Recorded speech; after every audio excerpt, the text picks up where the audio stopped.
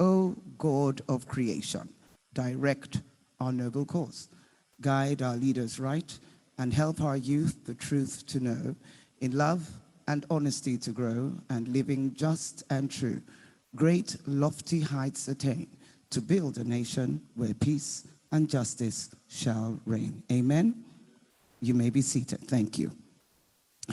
With the national anthem in song and our national prayer, the second verse of the national anthem, we have the directive that frames this expression of the 2022 flagship annual directors conference of the Institute of Directors, Nigeria. I'd like to welcome all of the very eminent and distinguished representation here in the room and online. And today in particular, ahead of the protocols, establishing the protocol that shall go forward, I'd like us to begin with a round of applause for the hosting team with the distinguished hosting rights of this year's meticulously coordinated conference, Governing Council and Executive Committee under the Presidentship and Chairmanship of Council of Dr. Mrs. E.J. Chidema, FIOD. Please, a round of applause. Along with her, may I also acknowledge and celebrate our first Vice President, Alhaji Tijani Borodo, FIOD. Well, it's a team that makes the dream not just work, but become a transformational model that drives the inspiration, the innovation, and the direction of new activations going forward. Today, with the proper protocols, therefore, may I begin by acknowledging our special guest of honor, His Excellency, the President and Commander-in-Chief of the Federal Republic of Nigeria, His Excellency President Muhammad Buhari, GCFR, represented here today by the Attorney General, Abubakar Malami, Senior Advocate of Nigeria. Please, let's put our hands together and appreciate him. We are so honored to have you here, Your Excellency. Thank you very much, sir.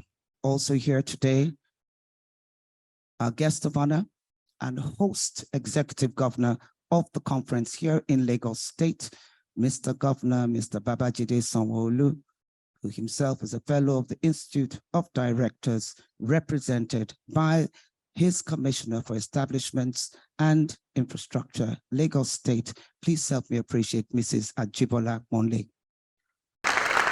You're welcome.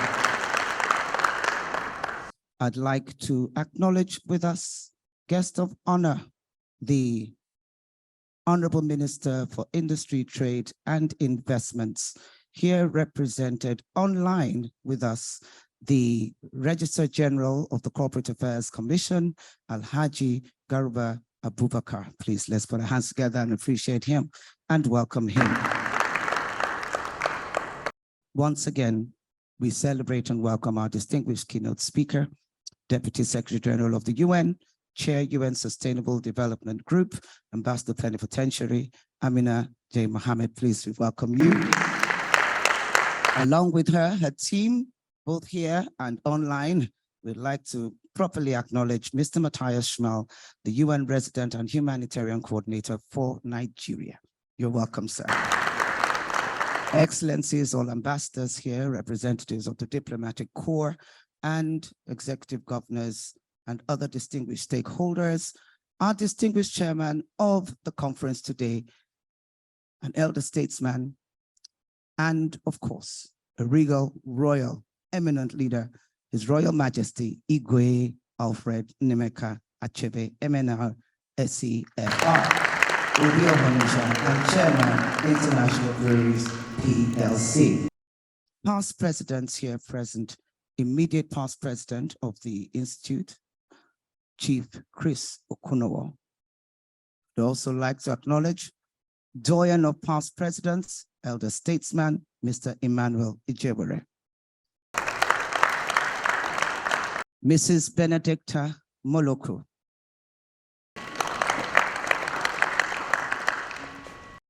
Architect Thomas Awagu. and Alhaji Ahmed Rufai Mohammed. Please, another round of applause appreciating all of our past presidents, immediate, eminent, and all of the distinguished representation here. Council members of the Institute of Directors, Nigeria here present, the elders, fellows, members of the Institute here present, distinguished guests, gentlemen of the press, and may I make a special mention of all the ladies and gentlemen, online participants with us this morning for the next 2 days of this conference on the theme of corporate governance and digital transformation, leading purposefully for growth and sustainability. Good morning and welcome. My name is Dayo Benjamin Zlani, and I have the humble privilege of directing the course of this program of events for this conference.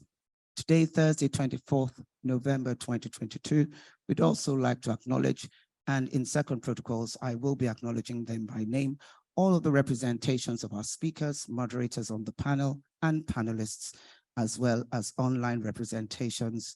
Good morning and welcome. Without further ado, I would like to invite for a welcome address, the chairman of the ADC Planning Committee, Alhaji Lamis Diko, FIOD. Thank you.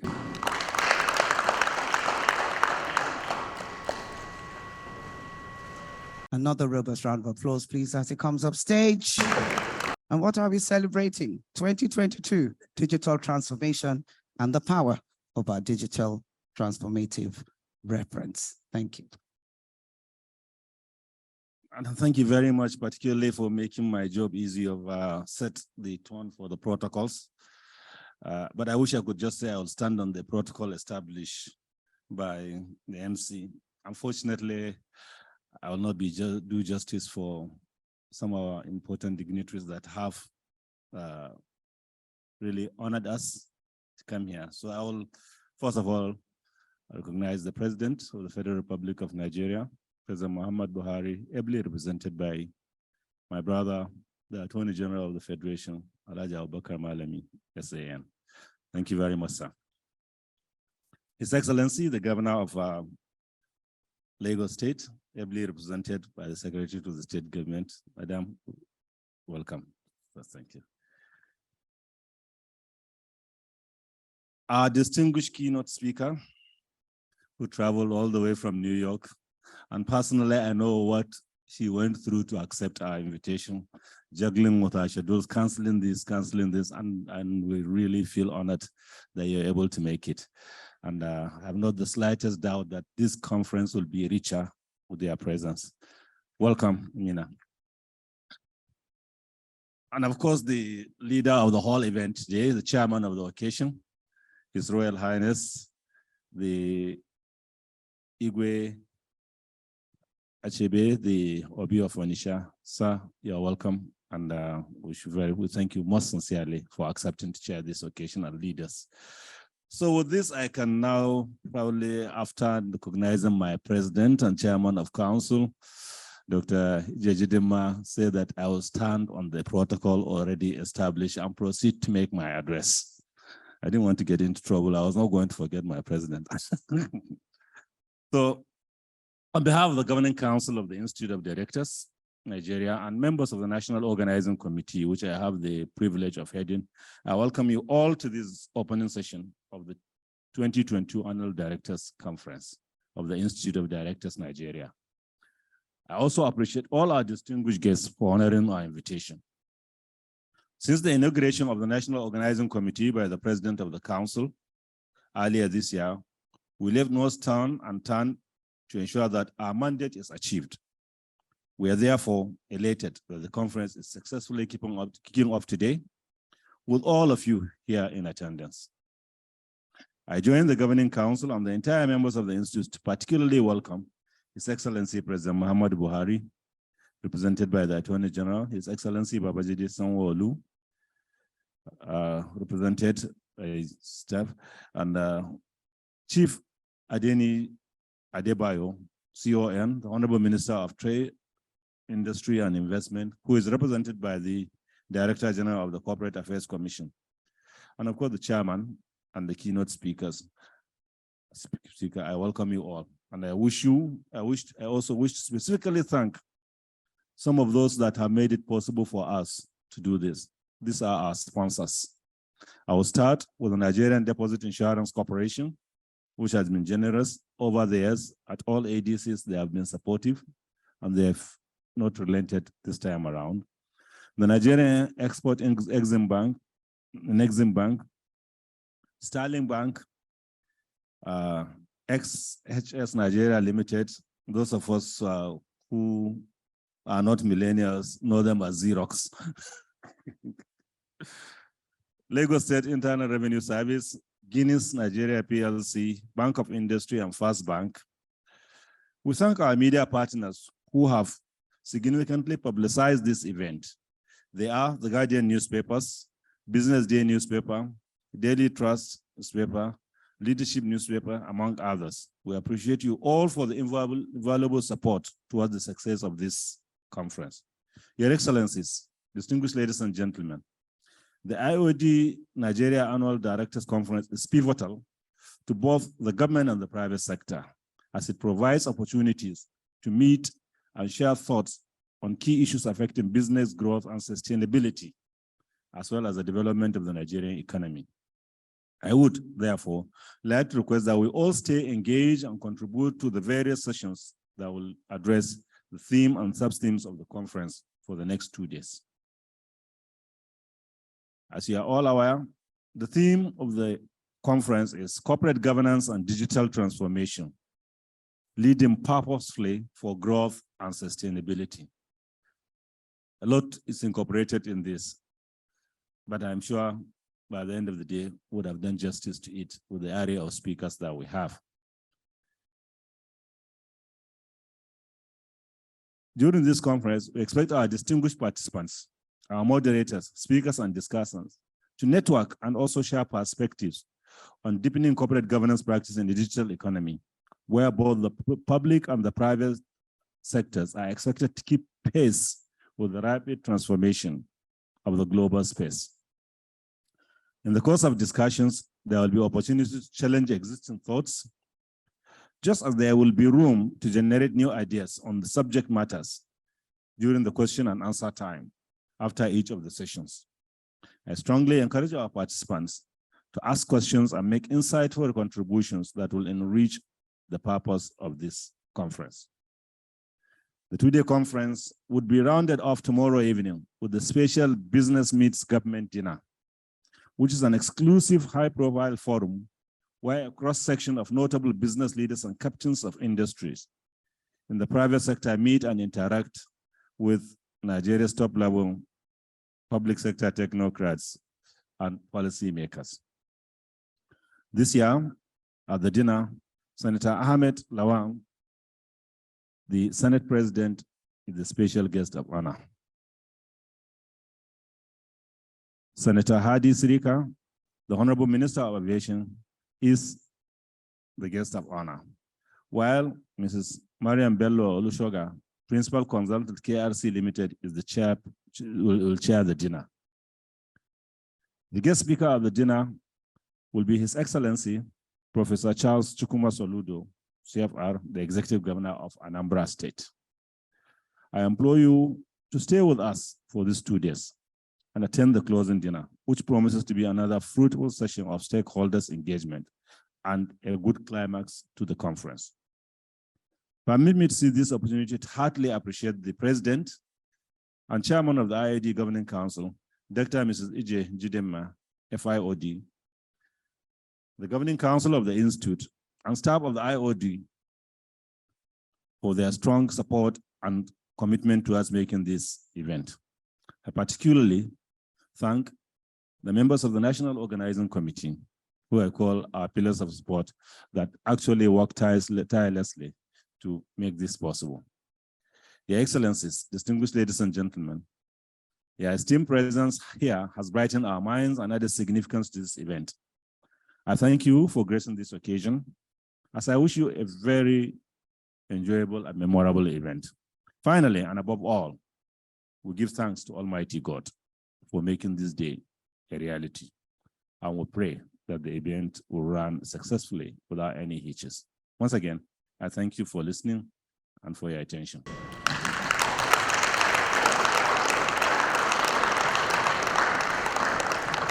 Another round of applause. Let's appreciate Alhaji Lamis Diko of IOD.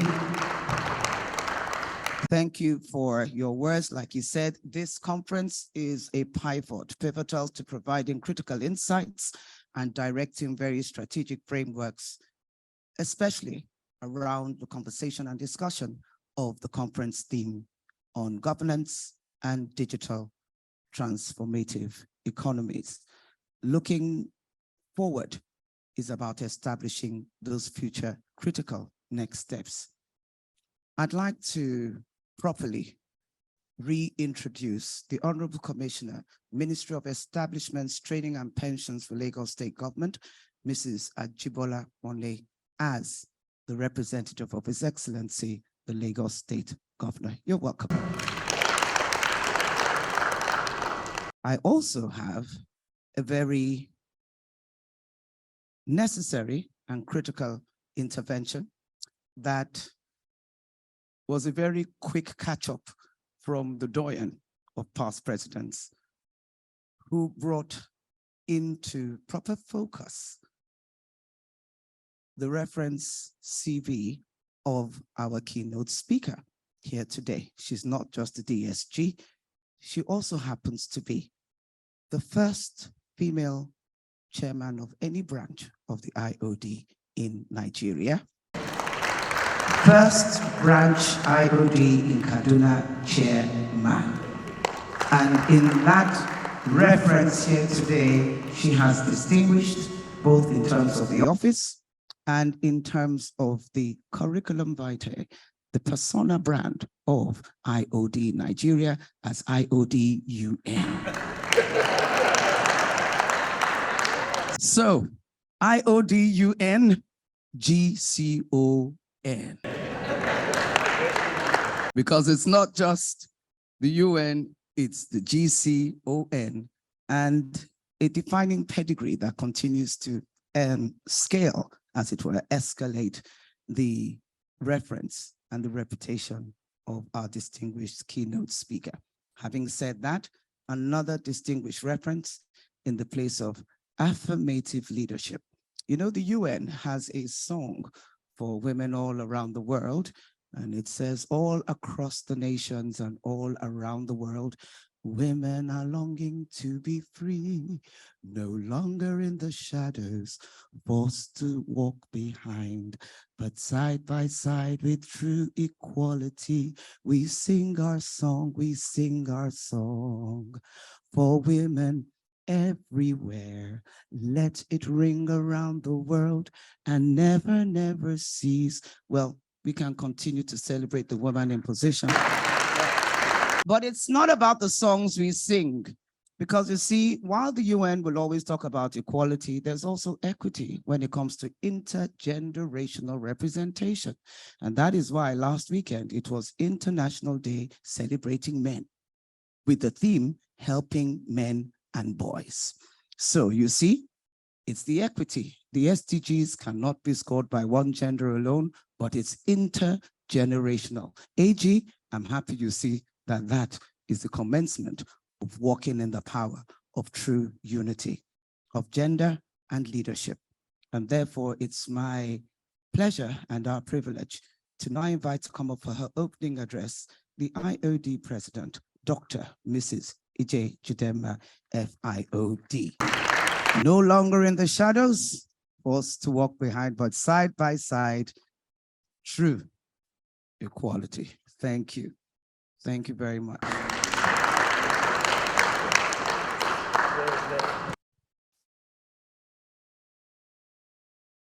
Thank you very much, Dio Benjamin Lambs.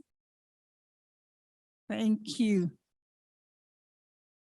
It's exciting to be here, that God has made today possible. The special guest of honor, His Excellency Muhammadu Buhari, GCFR, President of the Federal Republic of Nigeria, ably represented by the Attorney General and Minister of Justice, Alhaji Abubakar Malami, SAN, CON.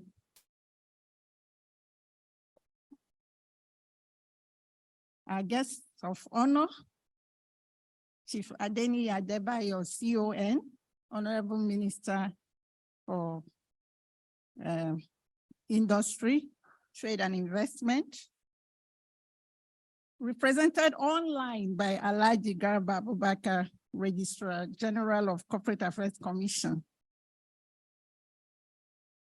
Our own Mr. Governor, Babatunde Sanwo-Olu, FIOD, the Executive Governor of Lagos State.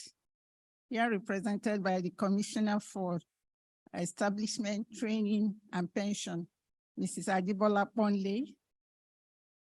The chairman of the occasion, His Royal Majesty, Igwe Alfred Nameka Achebe, MNI CFR, the 21st Obi of Onitsha, and chairman of International Brewers, His Royal Majesty, I bow. I'm a loyal citizen of the state, Anambra State. Thank you for coming. The keynote speaker, Ms. Amina J. Mohammed, GCON, Deputy Secretary General of United Nations. Distinguished panel speakers, discussants, and moderators at the various sessions of this conference. Distinguished past presidents and elders of IOD Nigeria who are always here to support us. We thank you. Members of the Governing Council of the Institute, ESCO members, office bearers, I can see Alhaji Tijani Borodo, FVP. I think Mr. Tijani Oyebandi, SVP, is online. I've seen the treasurer, and I believe the HLA, Mrs. Fumi Roberts, is also online. And our IPP, of course, is seated at the front row, Chief Chris Okunowo. I thank you all for support. Icons and captains of industries, fellows and members of our great institute, our sponsors and guests, gentlemen of the press, distinguished ladies and gentlemen, and of course, the online participants. I thank you all for being here. Today, it is a great honor and privilege for me to join the chair of the National Organization Committee, Alhaji Lamis Diko, FIOD, to welcome you all to the 2022 Annual Directors Conference of IOD Nigeria. On behalf of the Governing Council and distinguished members of the Institute, I'd like to express our most sincere appreciation to everyone here, physically, virtually, and also to welcome especially a special guest of honor, His Excellency Muhammadu Buhari, the President and Commander-in-Chief of Armed Forces of Nigeria. We are represented by our Attorney General and Minister of Justice. I thank you all. And for honoring our invitation.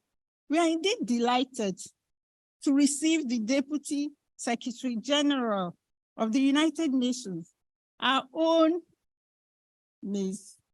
Amina J. Mohammed, GCON, freshly minted GCON. Congratulations, Madam.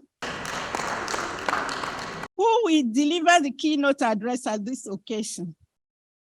Ms. Mohammed, Africa's worthy ambassador at the global arena, was Nigeria's Honorable Minister of Environment from 2015 to 2016, and a major player in the post-2015 development agenda process for our dear nation. Her name had somewhat become synonymous with sustainable development goals, if I may say so, SDGs. I believe she eats, breathes, and sleeps these goals, as she's currently the chair of the United Nations Sustainable Development Group. It is said that honor follows service. Madam, we thank you for creating time to be here with us physically at this conference. Against all odds, the Institute greatly appreciates your outstanding commitment to our jointly shared vision.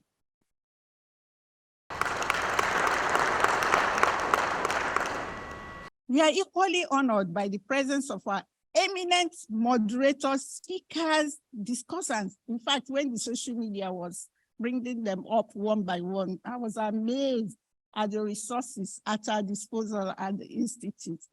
They have been carefully selected to add value to the discussions that we are going to have within the next 2 days.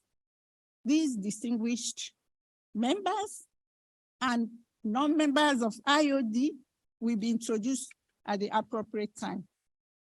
I would also like to seize this opportunity to welcome the public and private sector dignitaries, all of whom deserve special recognition and mention. We are indeed honored by the presence of members of the diplomatic corps, top government officials, leaders of organized private sector, chief executives of corporate bodies and public institutions, and other eminent guests, the teams that came with our Igwe, with our Deputy Director General, with the Attorney General.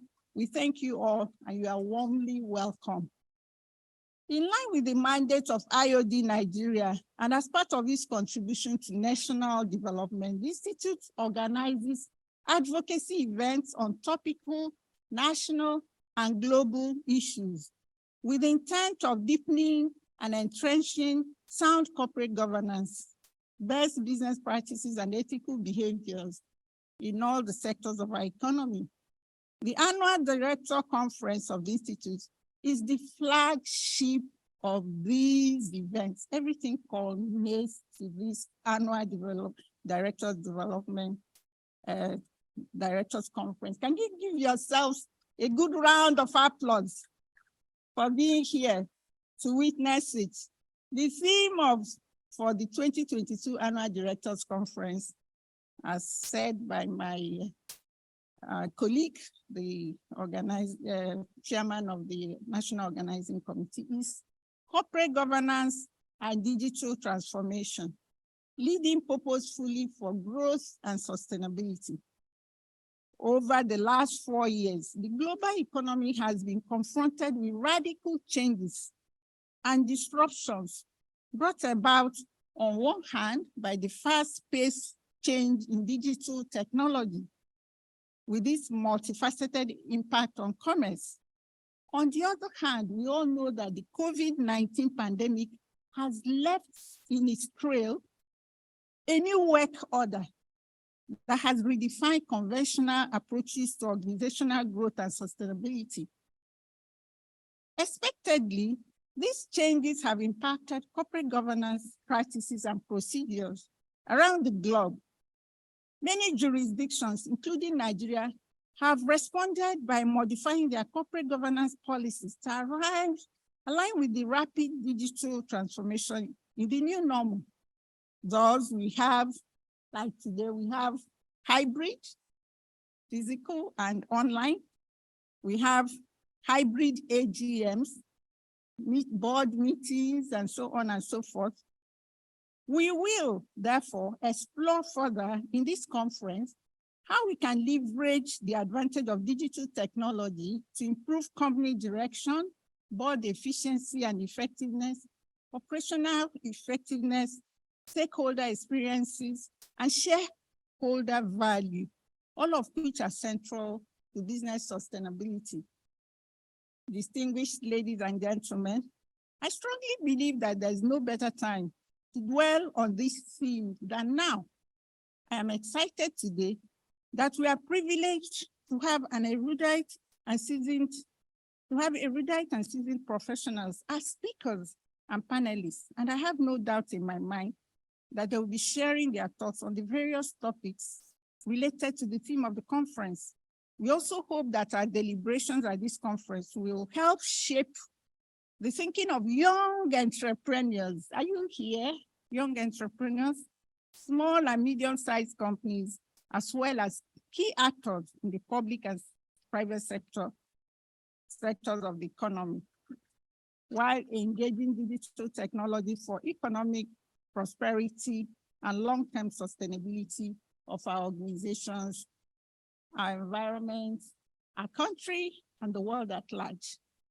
IOD Nigeria prides itself as the leading champion of good corporate governance in Nigeria. Among other things, the Institute develops directors and business leaders in the public and private sectors, and I dare say even in the non-for-profit sector, through professional skills acquisition, broadening and deepening their knowledge, and more importantly, ensuring that they imbibe the right code of conduct and ethics that promotes the much needed ethical leadership, which is tied to sustainability, of course, in the long term. The Institute works to establish and maintain contact amongst business leaders at the highest levels and collaborates with the government for the creation and entrenchment of business-friendly practices and policies. We are thus partners in progress.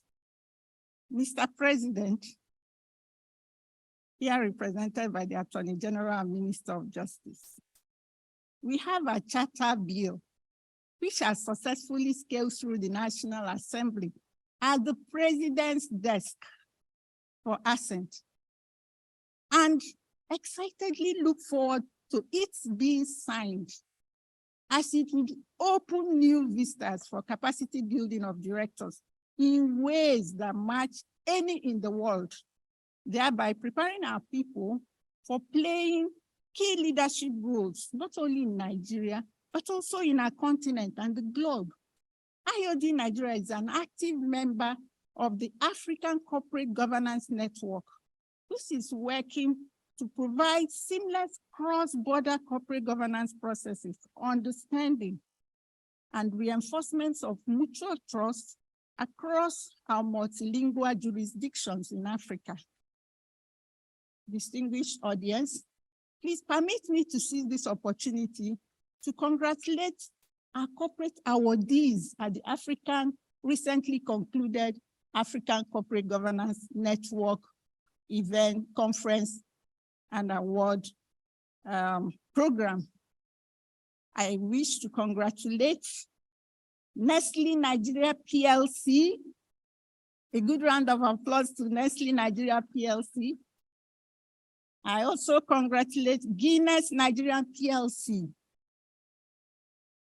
Those two companies emerged as, best corporate organizations that promote corporate governance across the continent.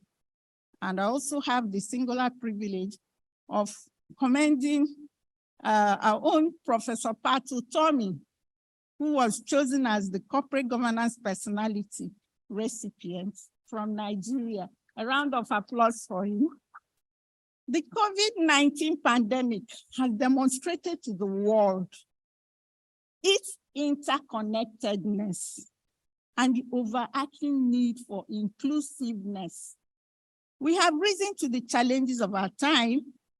We promote multi-generational engagements and collaborations through our fast-growing Young Directors Forum. This platform we use in unlocking the potentials of our millennial directors and young entrepreneurs as we guide and mentor them in the journey of learning, imbibing, and deploying good corporate governance practices. Likewise, our Women Directors Development Committee is also a platform for advancing gender diversity and building a pipeline of well-trained and equipped women for leadership roles. I'm confident that the keynote speaker and other speakers and discussants will do justice to the conference theme. I therefore wish to encourage you to be open-minded and participate actively in order to learn, unlearn, and relearn. I would also like to invite you all to join us at the Business Meets Government Dinner, which takes place here tomorrow at 6 p.m. So this further buttresses our inclusiveness stance through private-public sector interactions for better understanding. And also it will provide further opportunity for interactions around discussions around the Nigerian economy and networking for the progress of business in our country. I hope you are not tired yet. Finally, on behalf of the Governing Council of this great institute, I would like to commend the National Organizing Committee of this conference, led by Alhaji Lamis Diko, FIOD, for working tirelessly to ensure the success of this event. We are indeed very, very grateful for the committee's invaluable contributions to our institution's success stories. Please, can you do me a favor? I would like the chair and members of the committee to stand up for recognition and take a bow.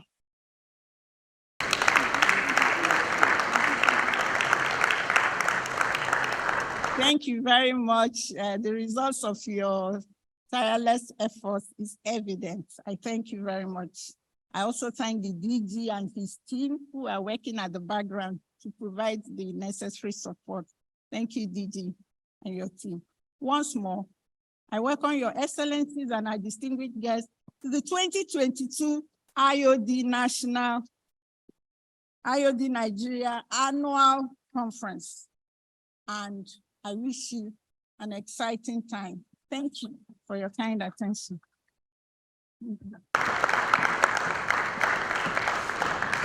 Well, let's keep clapping and celebrating until she gets to her seat. Corporate governance and digital transformation needs digital transformers in position. And like she said, the IOD is a leading champion of good corporate governance, celebrating milestones, and of course, global impact change makers. The change begins with us, and the power of that change is the power of intentional transformation, not just as a strategy, but as an expression and lifestyle of corporate governance. Thank you very much, Dr. Mrs. Ije Chidemma, FIOD. And in celebrating the team once again, please let's put our hands together for the team once again, led by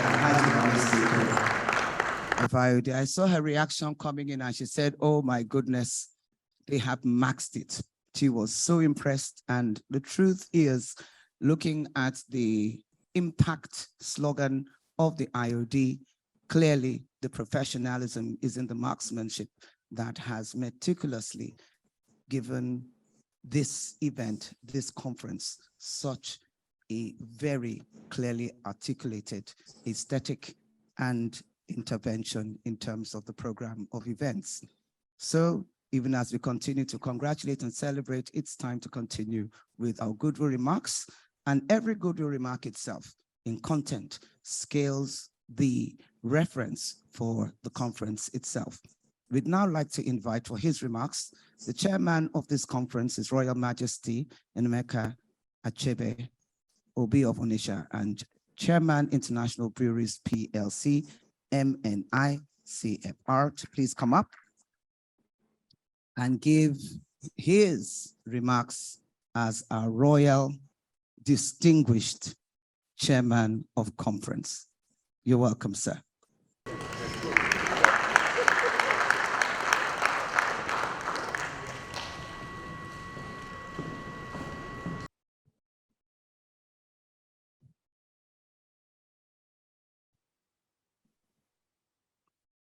Mr. President of the Federal Republic of Nigeria, represented,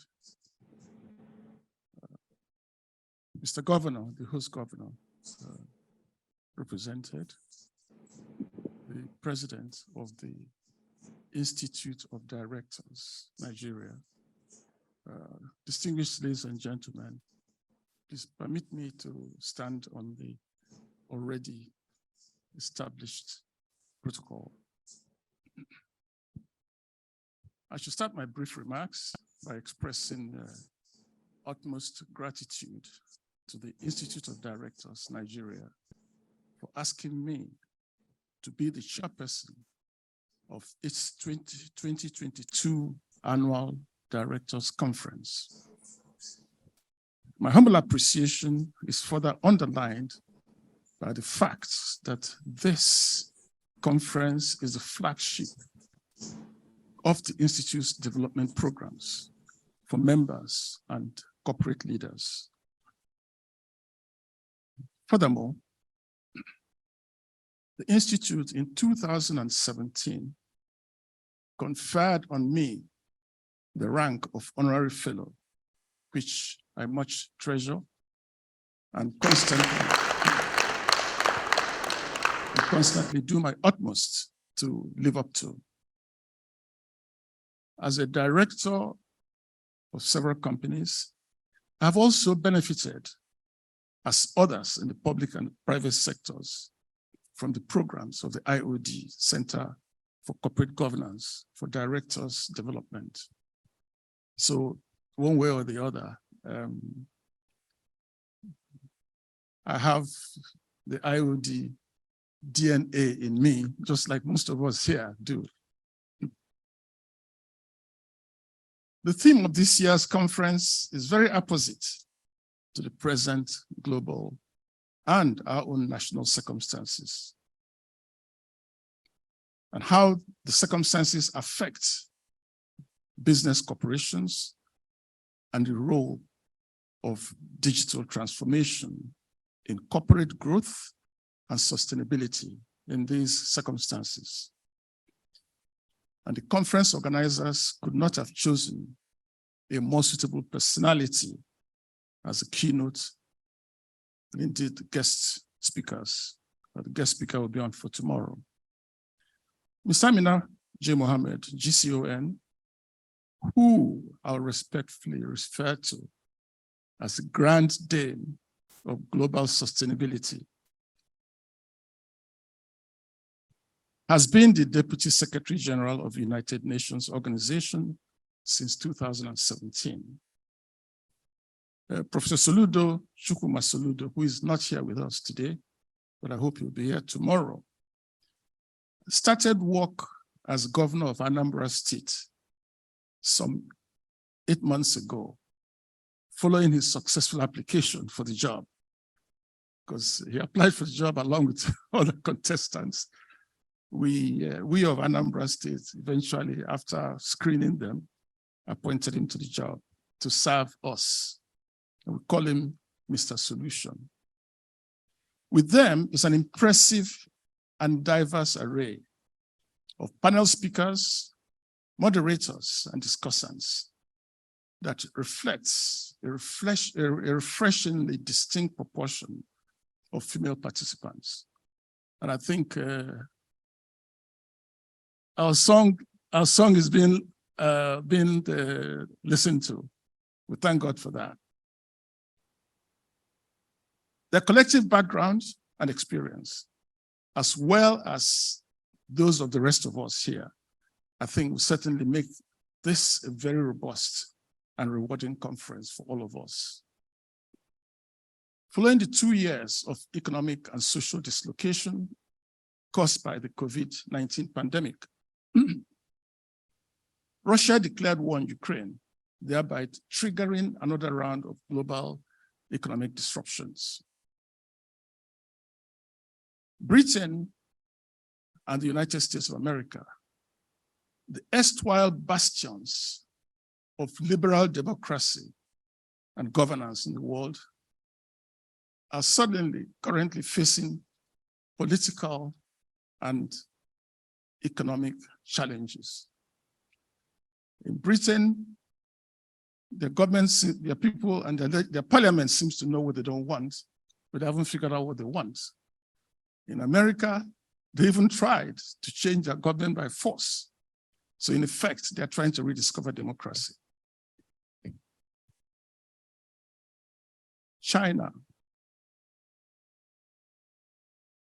China's economy is also showing stress, even as it strives to displace the United States as the leading global economic superpower. In the midst of these and other uncertainties, the IMF and the financial observers are giving hints of a possible global recession in the short term. Indeed, it may have started because these signs are already showing in the digital technology industry. Within the last couple of weeks, this month, Meta, that's the parent body of Facebook, has laid off 11,000 people globally. Amazon, 10,000 people. And Twitter, following the recent takeover, is laying off 50% of its staff, all within the month. Why? Because the expectations of these companies that the high demand resulting from COVID-19 and the change of work practices will sustain. But it looks like we're getting back to the old normal, from the new normal to the old normal. But then the jury is still out. At home, Nigerians will elect a new president on the 25th of February, 2023. Whoever becomes elected would have a daunting task of leading the country out of the present challenges: insecurity, the macroeconomic framework, crude oil theft, etc., etc.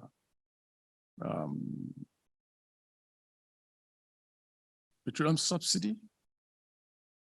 The petrol stations are full of queues right now. And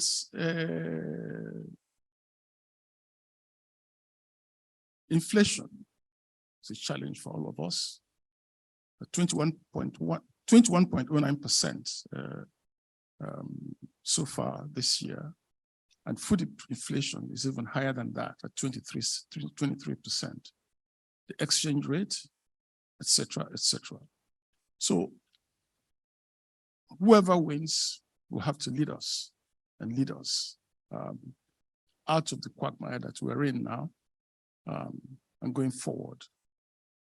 The picture, one way or the other, that I've just painted defines the situation that all of us as leaders and directors of the productive economy, the productive sector, are grappling with in order to sustain our businesses as going concerns. The situation will very likely persist beyond the short term. The role of digital technology in corporate governance in this day and age is profoundly beyond debate.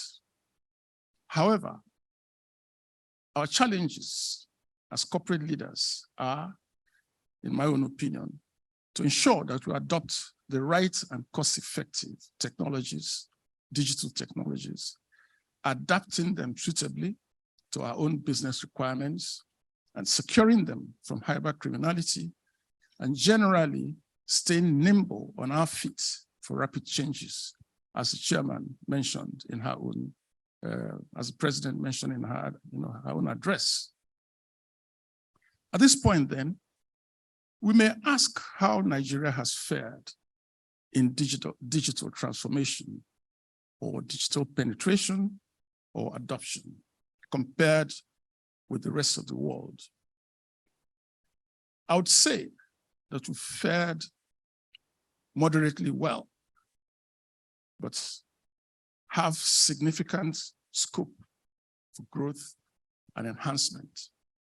And I'm looking more at adoption, but we'll come back to the other side of the picture. Nigeria's digital penetration currently stands at 51% of the population, ranking 15th in Africa and 45th in the world. That places us behind such fellow African countries as Ghana at 53%, South Africa at 68%, Egypt 72%, and Morocco at 84%. Whilst jury is still out, it is worth considering if the industry in Nigeria would follow the post-COVID decline of global demand, which I've just referred to earlier on, or continue with sustained growth because of our unfulfilled substantial scope for growth. On one hand, we can see Nigeria in a different stage of development from the Western countries. So we can argue that maybe it will continue to grow. But on the other hand, digital technology in itself has globalized the world in its own way. So the 11,000 and 10,000 people being laid off by the tech companies, some of them will be Nigerians. So we have to look at all of that. More fundamentally, however, there's also the question as to whether Nigerian corporate leaders should be contented as mere adopters of foreign digital technologies, or should we be striving to lead the nation's quest for a strong position in the creative sector of the 21st century digital revolution?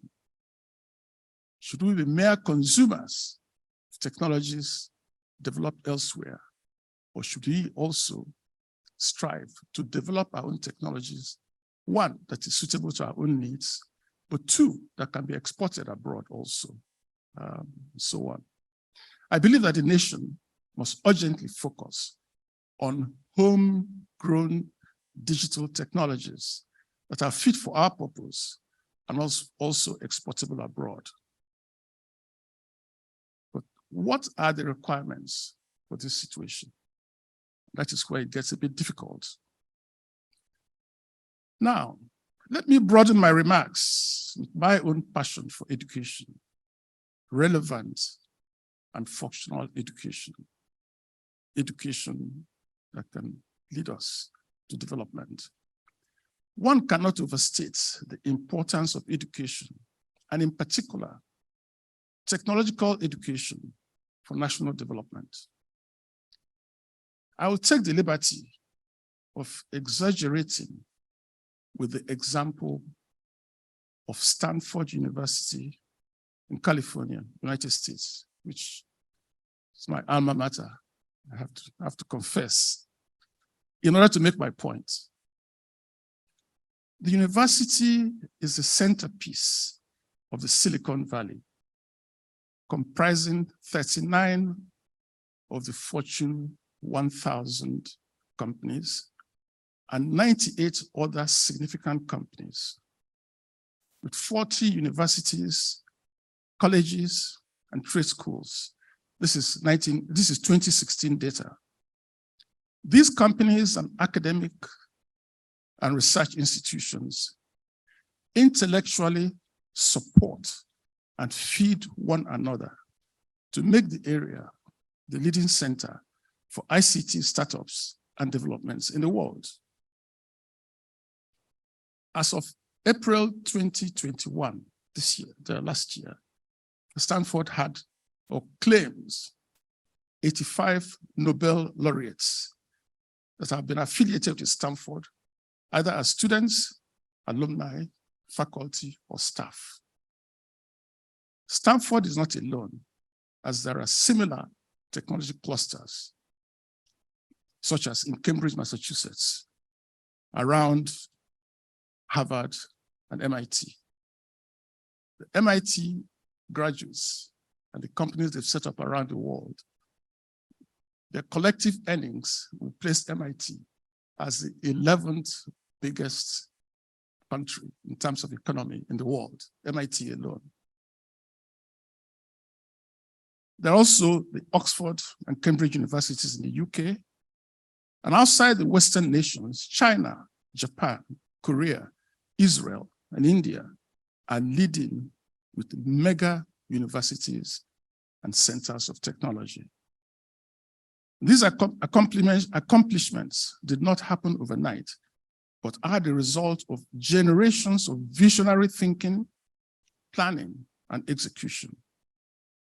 And literally, in each case, is a result of successful synergy between the private sector, the academia, and backed by the government with appropriate policies and funding. The private sector, academia, and the government. And these three have to work together all the time to make such developments take place. Let us consider the two relatively young nations, Israel and India. Israel, 1948, India, 1947, came into existence, that have broken the barrier to achieve leadership in digital innovation. Regarding Israel, Dan Senor and Saul Singer in 2009 wrote a book, Startup Nations, the story of Israel's economic miracle. And they asked the question, and I quote, how is it that at the start of 2009, Israel, a country of 7.1 million people, only 60 years old, surrounded by enemies in a constant state of war since its founding as a nation, with no natural resources, produced more startup companies, 63 of them listed on NASDAQ, than large, peaceful, and stable nations like Japan, China, India, Korea, Canada, and the United Kingdom. It's a big question. How come Israel could achieve such feats? On India, Gusharan Das, in his book in 2022, 2002, my apologies. India Unbound stated, and I quote, India today is a vibrant free market economy, a nation well on its way to overcoming decades of widespread poverty. The nation's rise is one of the great international stories of the late 20th century. Today, India has internet penetration in India rose from 4% in 2007 to 47% in 2021, from 4% to 47%, and is projected to rise to 65% in 2025. That's in 3 years' time. And 65% will be equivalent to 900 million persons, more than 3 times the population of Nigeria. So you can see the scale of and the speed of adoption. India today is a significant exporter of digital technology and high quality manpower as a deliberate policy.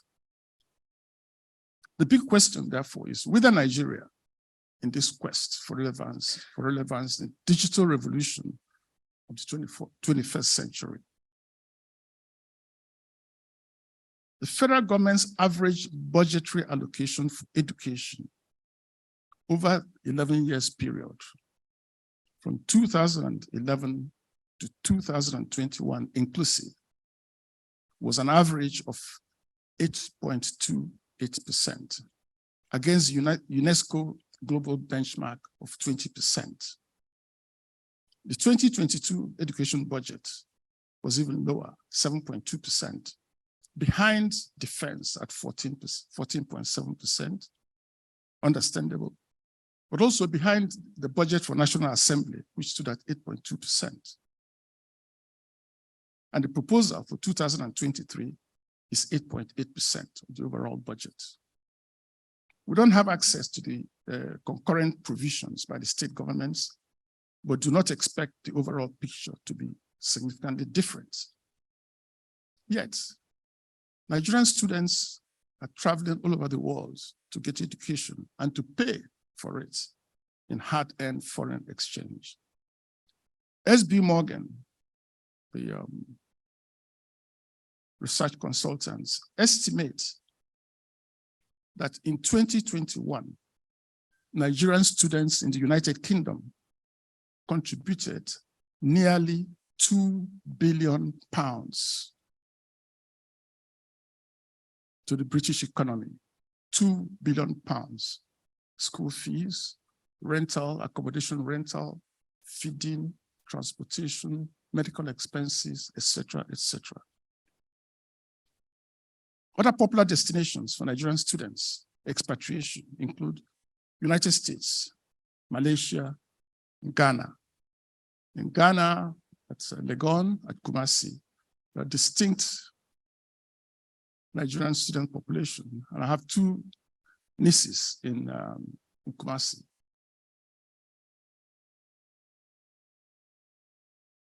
Along with other relevant indices, such as out-of-school children, the capacity of our tertiary institutions to meet demand, the quality of teachers, because rapid expansion dilutes the quality of teachers, and so on and so forth. It becomes clear that our present educational policy and the system cannot effectively support our national development agenda. But then let's come back to the theme of the conference. How, in the foregoing circumstances that I've painted, can we, as business directors and managers, lead purposefully for growth and sustainability through digital transformation? How can the IOD and the organized private sector navigate through the green picture that is painted above in order to grow and sustain their businesses and contribute optimally to national development in the medium and the long term?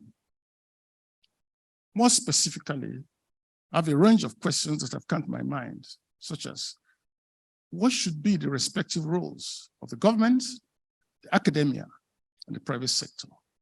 Oftentimes, we tend to skip the academia, but knowledge development is based in the academia.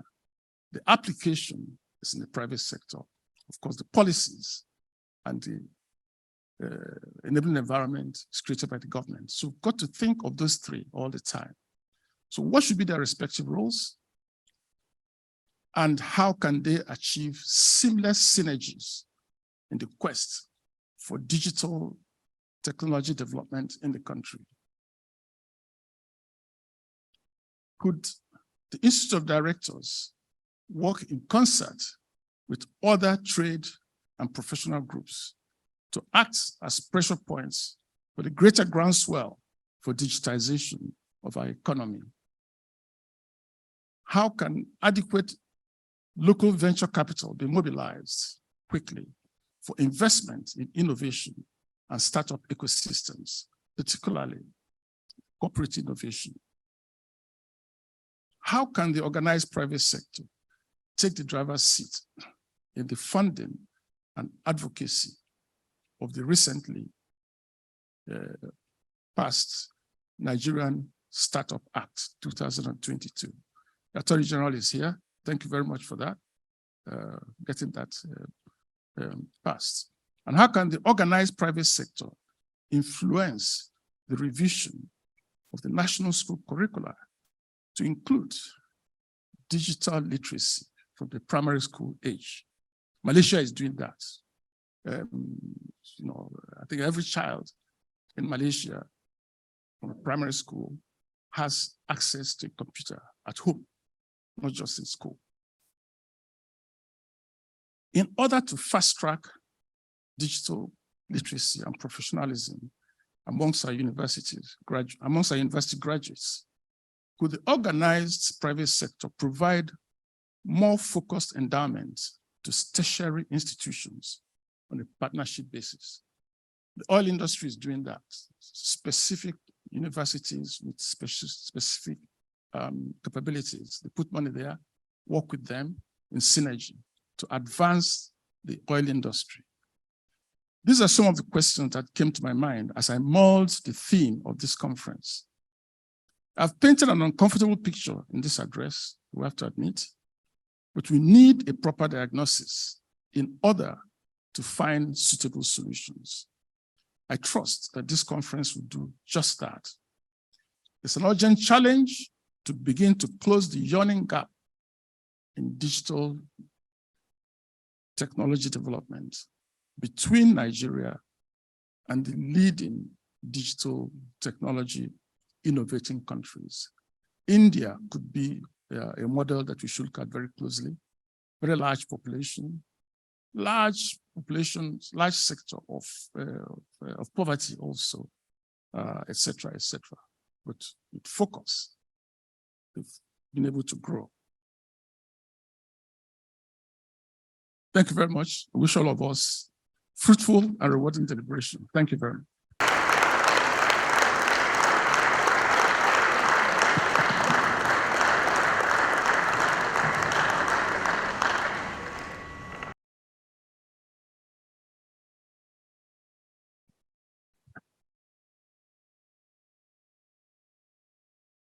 Please, there's only one way to accord the applause. Igwe.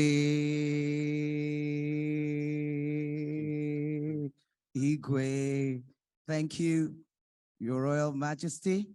His Royal Majesty has clearly in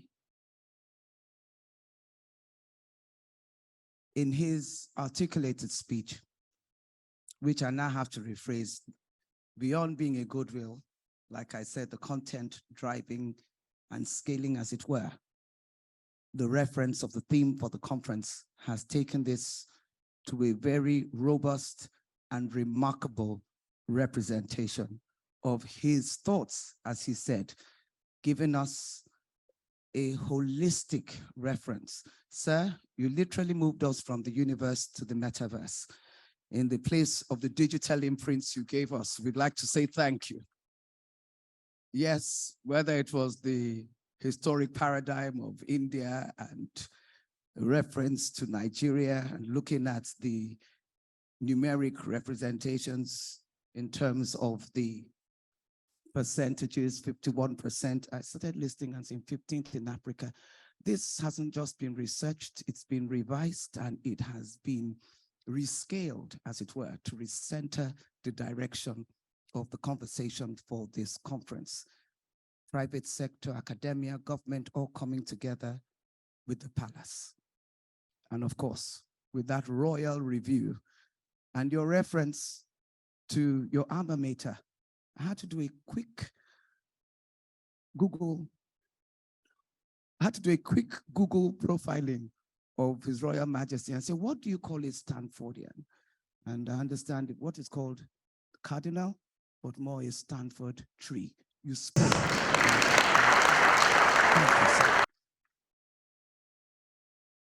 And the beauty of an old tree, like our DSG would tell you, is not just that they represent an address for community. They represent a shade for what happens with the conversations that happen under a good old tree. Well, Your Royal Majesty, there's a lot to go forward with. Thank you very much once again, Royal Majesty Nnemeka Achebe, Obi Obonija, and Chairman International Breweries PLC, Royal Distinguished MNI CFR.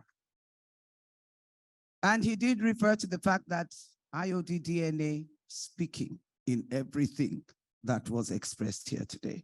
But now we'd like to invite for his remarks our guest of honor, the Honorable Minister of Industry, Trade and Investment, Otumba Adeni Adebayo, CON, represented online today by the Registrar General of the CAC, Alhaji Garuba Abubakar.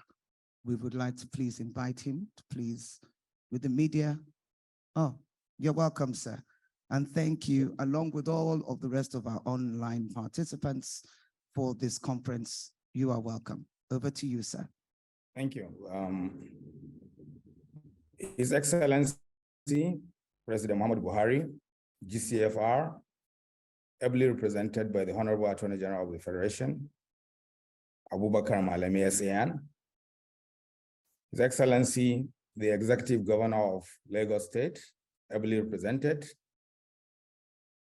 The chairman of this occasion, His Royal Majesty, the Obi of Onitsha. Our keynote speaker, Mrs. Amina Mohammed, GSON. The president of IOD, Dr. Mrs. Jide Jidema, and other past presidents of the IOD. Please permit me to stand on already established protocol. The Honorable Minister of Industry, Trade and Investment, His Excellency Otumba Richard Adenia Adebayo, sends his apology and best wishes. He had to travel to Niger Republic ahead of the presidential delegation. I'm presenting this remark on his behalf. Unfortunately, I had a conflicting schedule. We are launching a related program on our electronic financial system in Lagos, in another end of Lagos, which is more or less related to what we are discussing today, for all corporate bodies in Nigeria. So I couldn't, because of traffic, I couldn't personally be with you to deliver this remark on his behalf, but I'll present it this way. The theme, corporate governance and digital transformation, leading purposely for growth and sustainability, is very apt, considering the centrality of technology in today's corporate environment. Recent events, and in particular the COVID-19 experience, have shown that the future of corporate enterprise universally belongs to those who are able to leverage technology to drive growth and sustainability. It is commendable that the Institute is leading this conversation. We will not have it otherwise, given the critical role of directors, given the critical role directors play in the life of companies. Section 269, subsection 1 of the Companies and Allied Matters Act 2020 defines a director of a company registered under the Act as a person duly appointed by the company to direct and manage the business of the company. The Act also extends the class of persons to be classified as directors to include any person occupying the position of director by whatever name called, and includes any person in accordance with whose directions or instructions the directors of the company are accustomed to act. We therefore recognize that how well and to what extent a company embraces technology, embraces digital transformation, largely depends on the disposition of the directors of the company as persons who direct and manage the business of the company. This position is also underscored in the first principle of the Nigerian Code of Corporate Governance 2018, which says a successful company is headed by an effective board, which is responsible for providing entrepreneurial and strategic leadership, as well as promoting ethical culture and responsible corporate citizenship. How deep governance is rooted as a culture and its sustainability will reflect on the prosperity to stakeholders by way of value. Value to the company, value to the members, value to the investors, value to the employees, value to the community, value to the state. Values that come from giving adequate attention to sustainability issues. Law and regulations are increasingly facilitating the embrace of technology,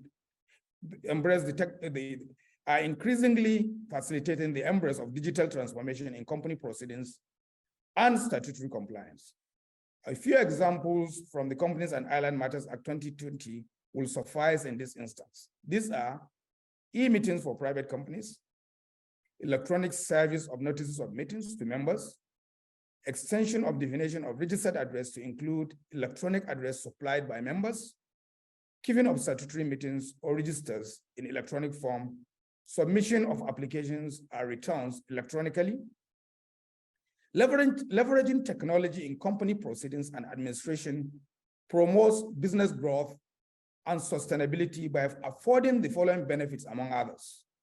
1, reduction of governance costs and time. 2, enhancement of access to information and resources by stakeholders. 3, improvement of staff coordination, collaboration, and productivity. 4, provision of better storage solution and data security. And 5, improve customer experience. And finally, shrinking the communication space and distance. Let me conclude this remark by enjoining in the letters of the law that while leveraging digital transformation in corporate governance, every director should act at all times in what he believes to be the best interest of the company as a whole, so as to preserve its assets, further its business, and promote the purposes for which it was formed. Directors should at all times consider the impact of the company's operations on the environment in the community where it carries on business operations. As a link between shareholders and the company, the board of directors should exercise oversight and control to ensure that management acts in the best interest of the stakeholders, of the shareholders and other stakeholders, while sustaining the prosperity of the company. Care must be taken not to negate integrity, transparency, and accountability in this business. These values are desirable for growth and sustainability. Thank you so much. These are the remarks of the Honorable Minister. Listen, thank you.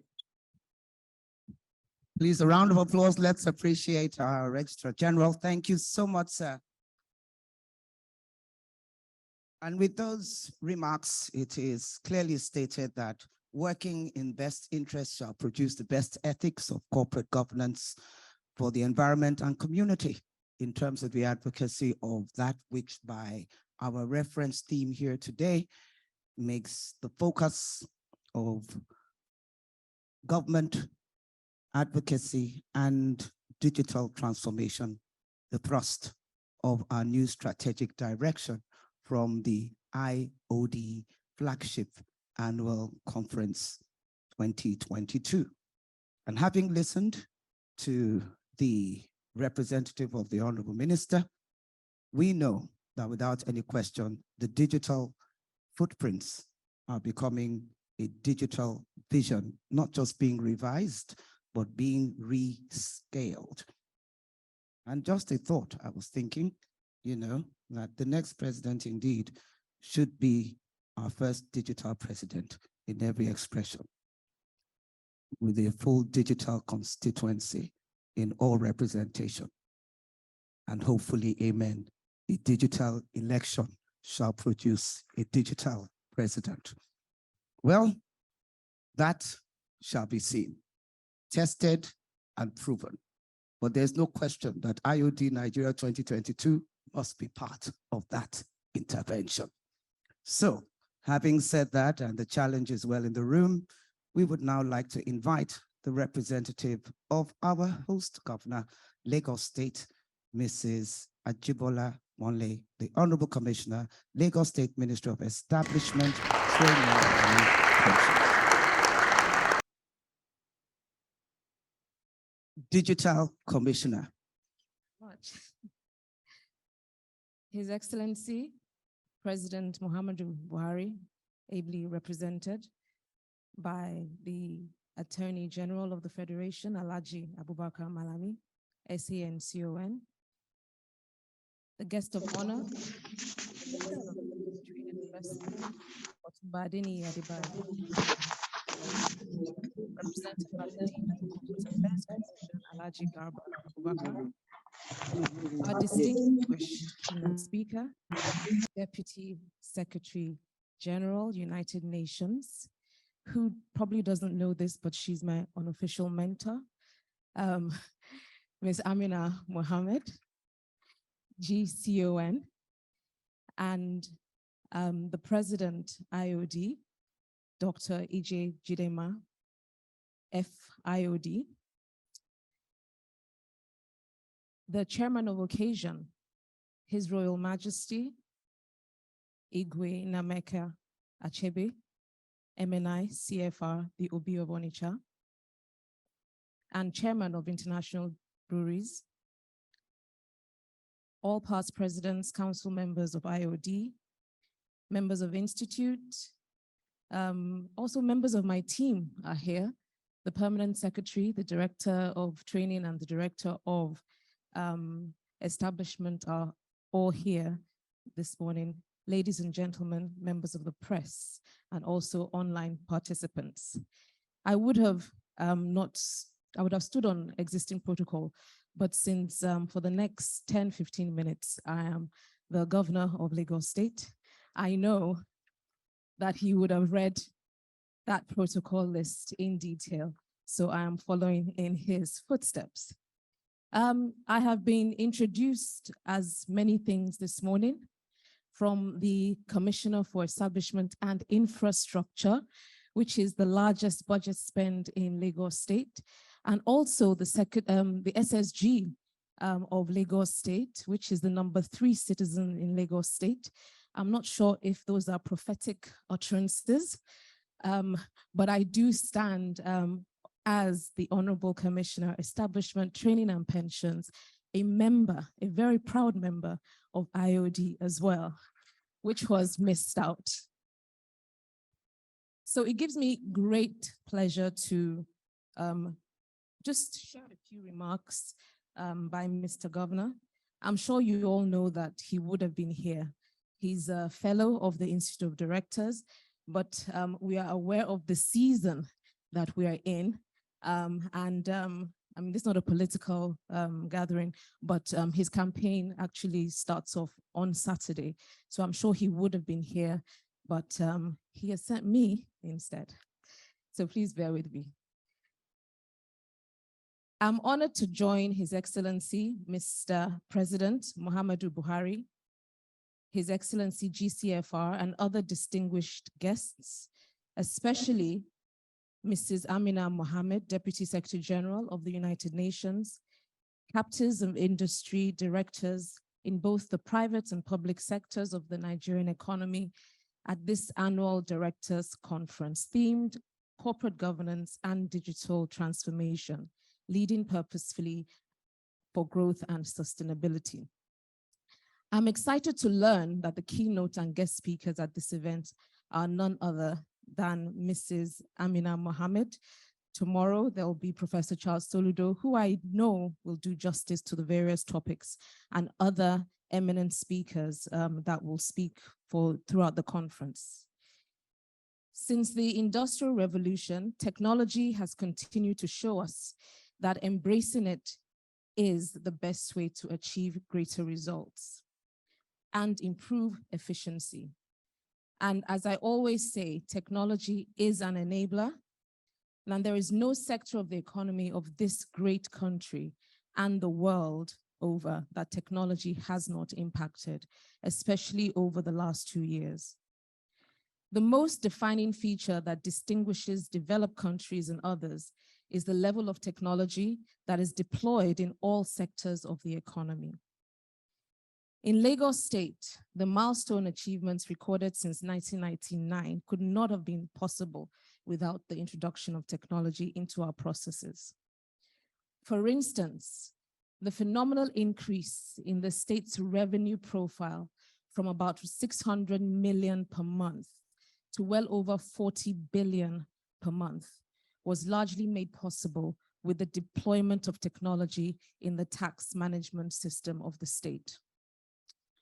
Today, there is no area in governance, such as security, transport, and public service, that has not benefited from the impact of technology. And as a result of which, public service delivery to a population of over 20 million has become more efficient and effective. This administration, in recognition of the role of technology, is fast-tracking development, has continued to invest in the provision of ICT infrastructure, especially those that would improve access to fast and efficient internet connectivity. One of the steps we have taken in Lagos State to achieve this and sustain the position of Lagos State as the Africa's tech hub is the 6,000-kilometer broadband fiber optic cable system that has been laid across the state. The first 3,000 kilometers has already been delivered, and I'll say a little bit more about that later. Closely related to this, just yesterday, we received the completed Lagos State Integrated Resource Plan, which will serve as a roadmap and blueprint on Lagos State's energy development requirements. The project was commissioned in partnership with the United States Agency for International Development and Power Africa, as part of the Nigeria Power Sector Program.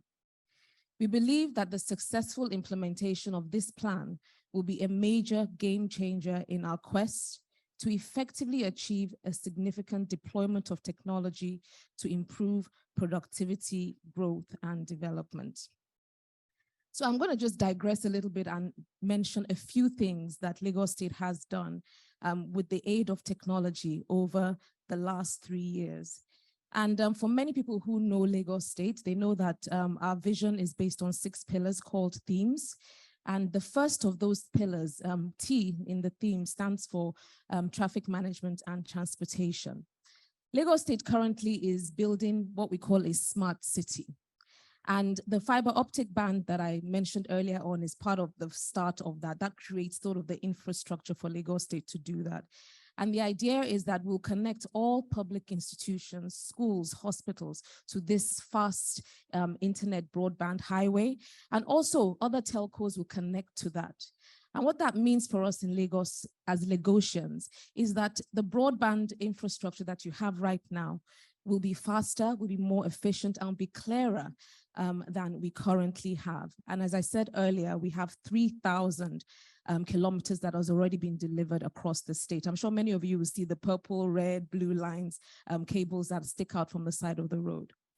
We also are in the process of deploying 2,000 smart cameras across Lagos State. I'm sure some of you would have seen it around the CBD in Ikeja. And what that does, unfortunately, is that Lagos State can now monitor traffic, monitor compliance to traffic. And also, if you have not paid your taxes and your road usage, your licenses for your car, we will actually check against a centralized database and send you your bill to your home or through the internet. What it also does is to make Lagos State eventually a safer city, because we can also track traffic infractions and problems that are happening in traffic across Lagos State. As we all know, Mr. Governor is very proud to talk about 2 rail stations, 2 rail lines that has been built by Lagos State under this administration. We have the red line that goes from Agbado to Marina, and the blue line that goes from Okokomaiko to Marina. I know many people here are Lagos Island people, but those are very, very far places from the island. And basically, by the time these 2 lines are commissioned this time next year, the blue line will be carrying 1,200 passengers per trip, 1,200, and they're planning 4 trips per hour. That's 4,800 alone for the blue line. The red line will carry about 1,500 passengers, and we're planning 4 trips per hour, which is about 6,000 passengers per hour. Over 10,800 passengers capacity in 1 hour will move from Agbado, Okokomaiko to Marina. I thought, well, that's a huge feat, because not only will that create a huge welfare, mental well-being for your employees and your staff, but it will also get a lot more cars off the road. So I'm actually looking forward to this time next year when those 2 lines will be completed, and we'll see that we'll probably be spending less hours in traffic, especially on 3rd Mainland Bridge. To enable this, there's going to be a cowrie card, and that cowrie card is like a payment system, a bit like the Oyster card that you use in the UK. And that card will allow you access on the multimodal transport system that's been developed in Lagos State, not just rail, road, and also ferries. And with ferries, we're encouraging water transportation. We currently have over 21 ferries with passenger capacity between 20 to 80. And Lagos State is currently developing 16 new jetties, which will bring the total to about 59 or 60 by the end of next year. All this is being managed and hinged on technology, from the signaling system to the scheduling system. It's all technology based. So that's in the area of traffic management and transportation. If we look at health, we all know that the COVID response was largely hinged on technology, from the vaccination database to the call-up system when you want to travel, passenger locator, and also with the contact tracing, heavily based on technology. And I know that Lagos State was at the forefront of the national response, being that we were the center, the epicenter of the COVID response in Nigeria. And again, without technology, I don't think we would have gained the success that we gained during the COVID pandemic. If I move to education, I'm always very excited. And I think His Royal Majesty also mentioned the importance of education in technology. Many people don't know that right now in Lagos State, every single primary school teacher has a tablet. Every single primary school teacher. And on that tablet, they have loaded all the lesson notes, the lesson plans. So you don't need to recreate the wheel. It shortens the time for you to prepare for your lessons. And the amazing thing with the tablets is that they're also geolocated, which means that for you that has an assigned tablet as the teacher, if you do not show up in school, they will know at the center. And for the students that are supposed to connect to the system, if they do not go to school as well, they will know at the center. This would not have been, heavily technology-based. During COVID, again, we use all lines of technology from radio to TV, internet to teach these students while there was the stay-home order. We're also introducing a lot of interactive smart boards to schools in Lagos State, primary and also secondary. And this is really evidence that, again, I'm excited to share with you that the WAEC results of Lagos State public school students in 2020 stood at 39%. By 2021, the WAEC results had increased to 79%. And this year so far, we are at 76%, and we have not got all the results back yet. We're hoping that, by the time the results come in, we will be in the 80–85% threshold for public school students, which is almost at par with the private schools in Lagos. If we go to the M in the themes agenda, it's making Lagos a 21st century economy. Many of you would have heard about the deep sea port in Lekki. The deep sea port in Lekki is the deepest seaport in the entire region. Apart from that, it's heavily tech-based, heavily technology-based. You might not also know that the Lekki deep sea port is 3 times the size of Apapa, and that's just phase 1. By the time they complete it, it will be 6 times the size of Apapa port. And what that does is that it makes Lagos State a very veritable hub when the Africa Free Trade Continental Agreement takes place, and we will be the center of trade in the West African region. In addition to this, and this goes to what His Royal Majesty mentioned, this year we transmuted one of our colleges of technology to Lagos State University of Science and Technology, with this in mind to really drive the technology education in Lagos State and digital literacy across board.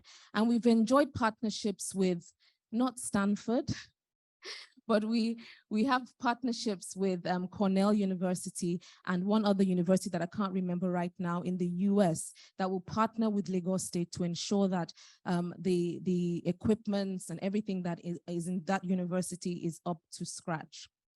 Lagos State also has an area in Yaba that we are hoping will be our own Silicon Valley, sir, His Royal Majesty. That will be the tech area is specifically for technology startups. Microsoft is there, Google is there already. And in fact, Microsoft has also been concessioned hectares of land right now in the Lekki area where they're also hoping they will do their own Silicon Valley and be the hub to train 5 million Nigerians in the next 5 to 10 years. We're also giving grants. In the last 3 years, we've given about 500 million in grants to tech startups in Lagos State.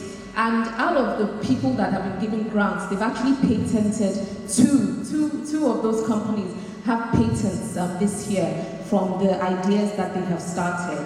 And to wrap up that sector, I think in total, 2021, there was a $1.7 billion dollars in foreign direct investment to tech startups in Lagos, in Nigeria, and 88% of that number were tech startups based here in Lagos. And that makes about 2.6 billion from 2019 to date that has been brought in FDI to tech startups in this region of Nigeria. So we're very, very proud of that record. Entertainment and tourism, the same thing, a lot of investment in that area, a lot of investment in training people in that entire ecosystem.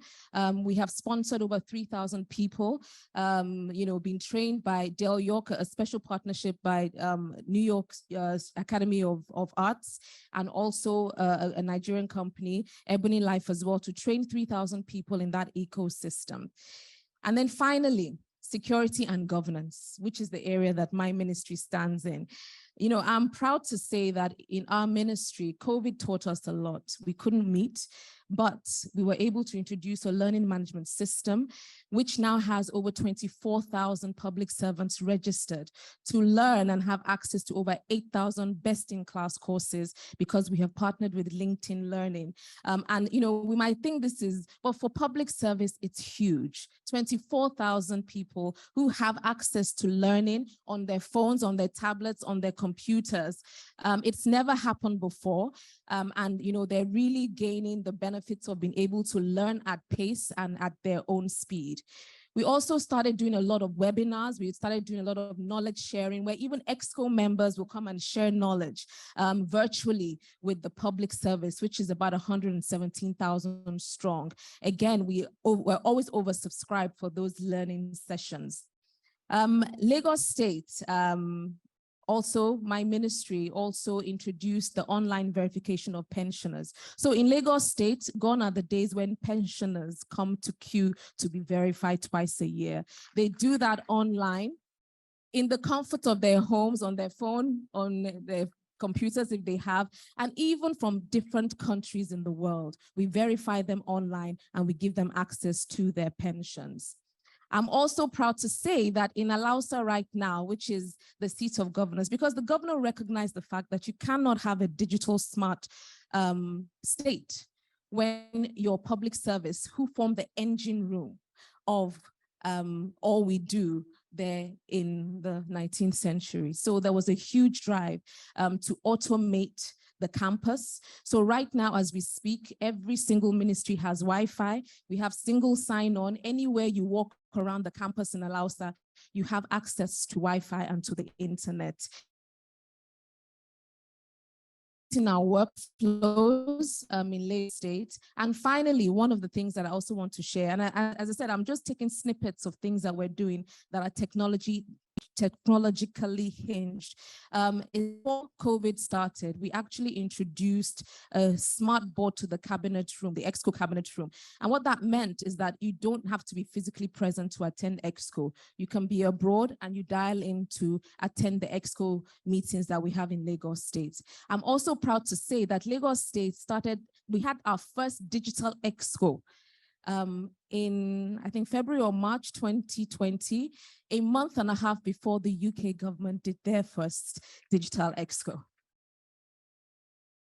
So having said that, Lagos State is really focusing on technology.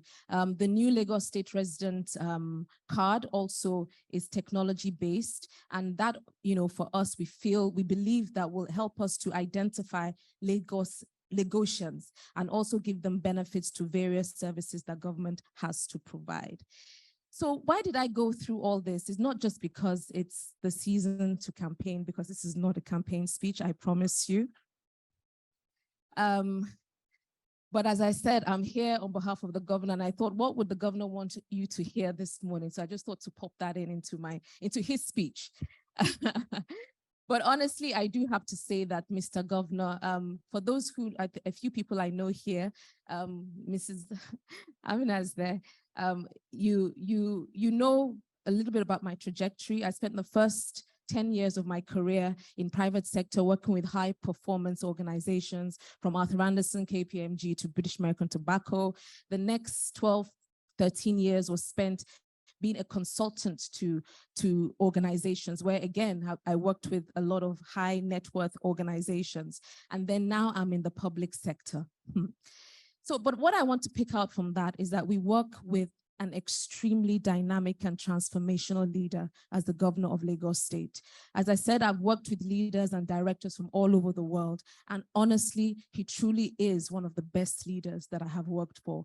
Not only is he transformational and visionary, he also drives us to think outside the box, and he enables us to do what we need to do as commissioners in his cabinet. It's not command and control. When we sit in a cabinet meeting, we discuss. And sometimes when an idea doesn't fly, it doesn't fly. It's not what he says or the highway.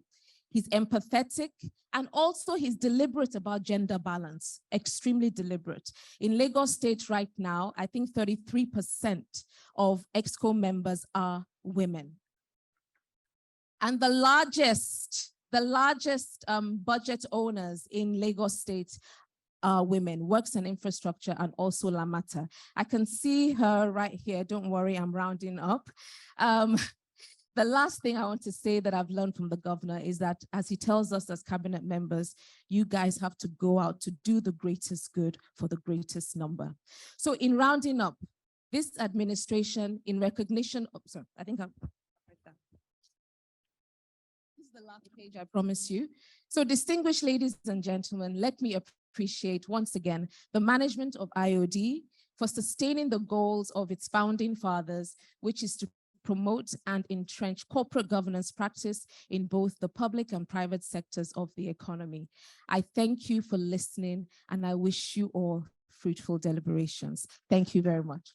IOD sessions from founding fathers to founding daughters.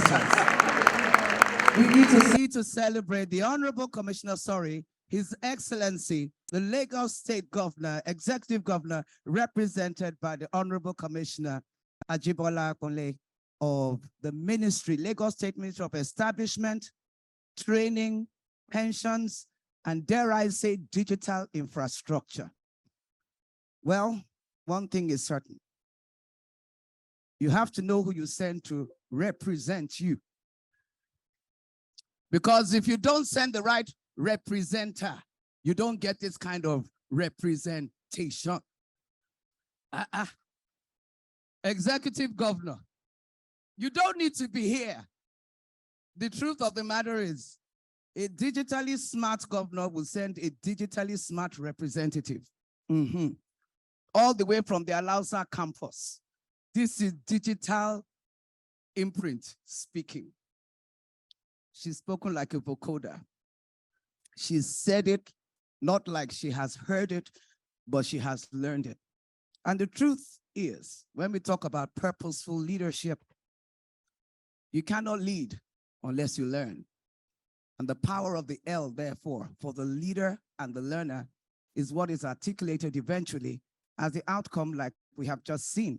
What an education on Lagos State Center of Excellence as a pivot of digital transformation, not just as a city, but indeed as a blueprint, like she said, and a roadmap going forward with all of the resolutions that we have heard her make such distinctive reference to. I believe that IOD 2022 will not be a complete representation in terms of its content and the packaging of its market this year without this intervention, like we've just heard it. Once again, another round of applause.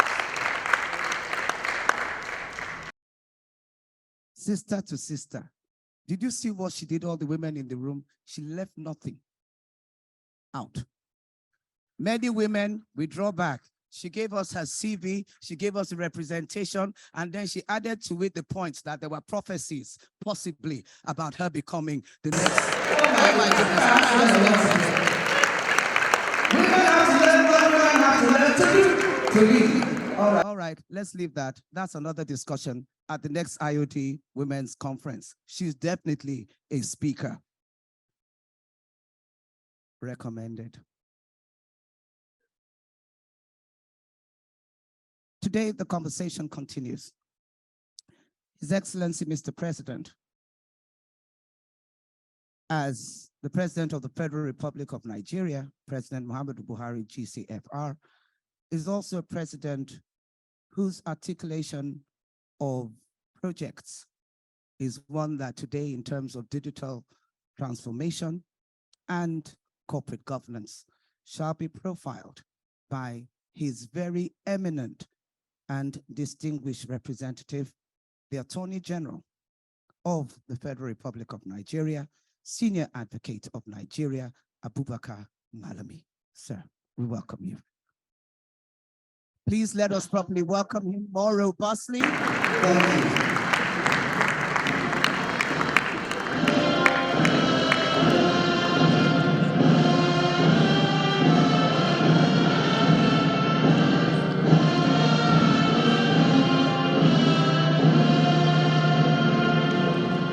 Excellency, the Executive Governor of Lagos State, ably represented by the Honorable Commissioner for Establishment, Training, and Pension that has done justice to Lagos, and this is Lagos. The guest of honor, Honorable Minister of Trade, Investment, and Industry, the chairman of the occasion, Your Royal Majesty, Igwe Alfred Inaemeka Achebe, MNI, CFR, OB of Onisha, and the chairman, International Breweries, PLC.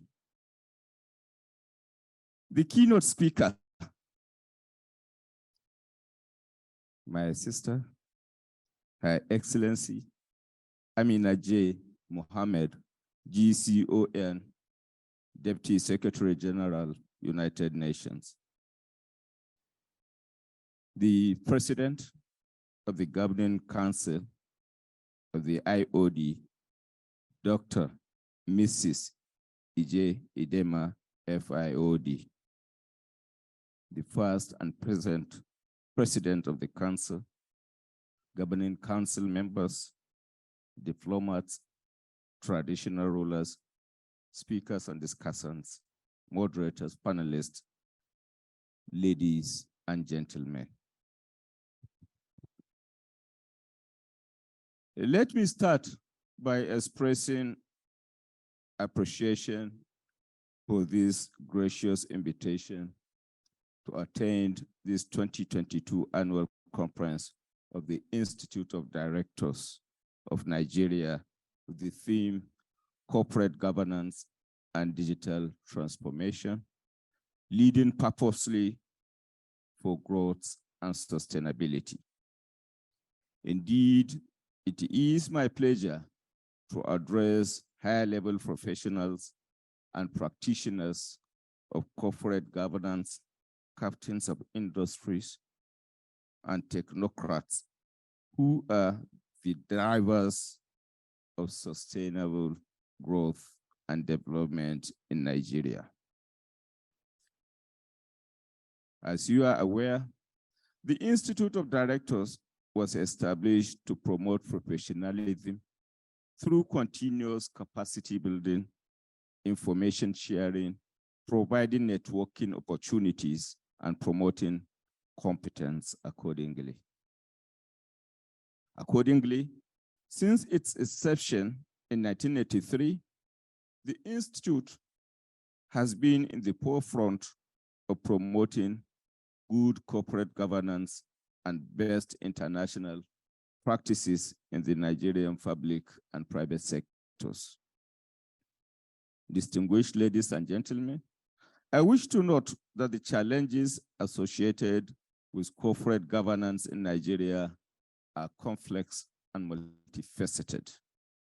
These include regulatory laxity, political instability, endemic corruption, lack of transparency, and implementation of proper disclosure policy, among other issues.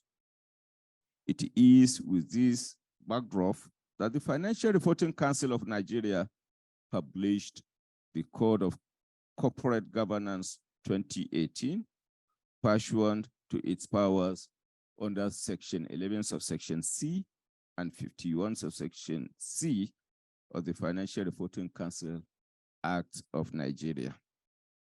The code is also intended to promote public awareness of essential corporate values and ethical practices that will advance the integrity of business environment. In this regard, the 2022 conference, therefore, presents an opportunity for board members and management of different public and private organizations to meet and network, thereby addressing salient issues and creating business opportunity for their organizations while addressing the challenges associated with corporate governance through digital transformation, with a view to provide leadership that will purposefully translate to growth and sustainability. I wish to reiterate the commitment of the administration of President Muhammad Buhari, who I represent here this afternoon, to fighting corruption and public indiscipline while promoting good business environment through transparency in procurement and implementing policies that ensure the ease of doing business in Nigeria.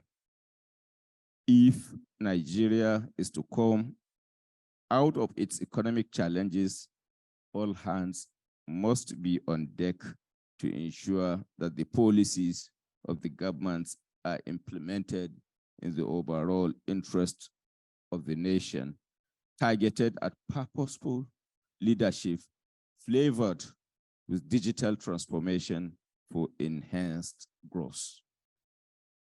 In this regard, the development plan, the National Development Plan 2021 to 2025 was developed by the government to unlock the country's potentials in all sectors of the economy for a sustainable, holistic, and inclusive national development. The plan is developed by the different facets of the private sector, subnational government, civil society organizations, and facilitated by the federal government of Nigeria. One of the major objectives of the National Development Plan is to develop strong and sustainable governance structures, efficient institutions that promote citizens' protection, ensure accountability, and drive productivity for sustained growth. Critical factors in this regard will include the equitable and efficient service delivery of public institutions. In order to achieve the objectives of the National Development Program, the private sector has been identified as the major driver of the economy, while the public sector develops the required institutional frameworks and enabling environment. It is therefore pertinent for both private and public sector to continue to collaborate in the overall interest of the nation. It is about a collaboration of legislature, the executive, and the judiciary, each and every one of the organs having a fundamental role to play.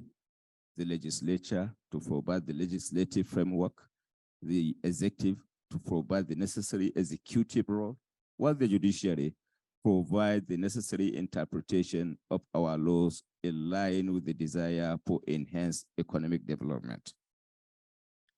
In addition to the responsibility For upholding good corporate governance and ethical values, I wish to admonish the corporate leaders here today to continue to demonstrate good leadership qualities and strive to act as good role models to the younger generation, particularly with regards to encouraging innovation, capacity building, and technological advancement within your respective organizations. It is no doubt that good corporate governance is a function of comprehensive internal monitoring systems, effective regulatory environment, accountability, transparency, and adequate disclosure requirements. The heads of corporate administration must also harness the use of technology for effective and efficient administration in order to achieve good corporate governance. As a government, we'll continue to work in the direction of providing necessary legal and legislative framework to support corporate governance. Please be assured that the government will always be available to provide necessary support and assistance where required in order to ensure that the Institute achieves its mandate. I am exceedingly hopeful and optimistic about the meaningful contributions and selfless service expected of members of the Institute. Your legislative advocacy is very well noted, and pending bill that relates to the enhancement of the institutional framework will be accorded necessary consideration. Distinguished ladies and gentlemen, once again, I wish to extend my gratitude for the invitation, and I wish you successful deliberations. The message of the President.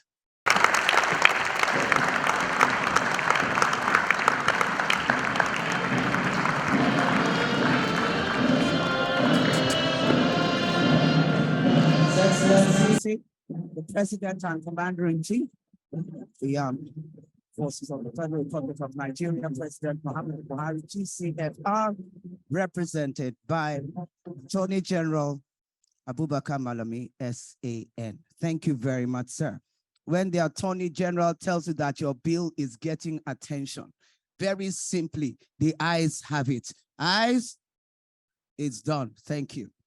So, sir, thank you very much, Your Excellency, for the expression. Like you said, the internal monitoring has to be comprehensive through digital penetration, and that clearly shall recenter and direct the expression of leadership as a transformational model through digital and corporate advocacy.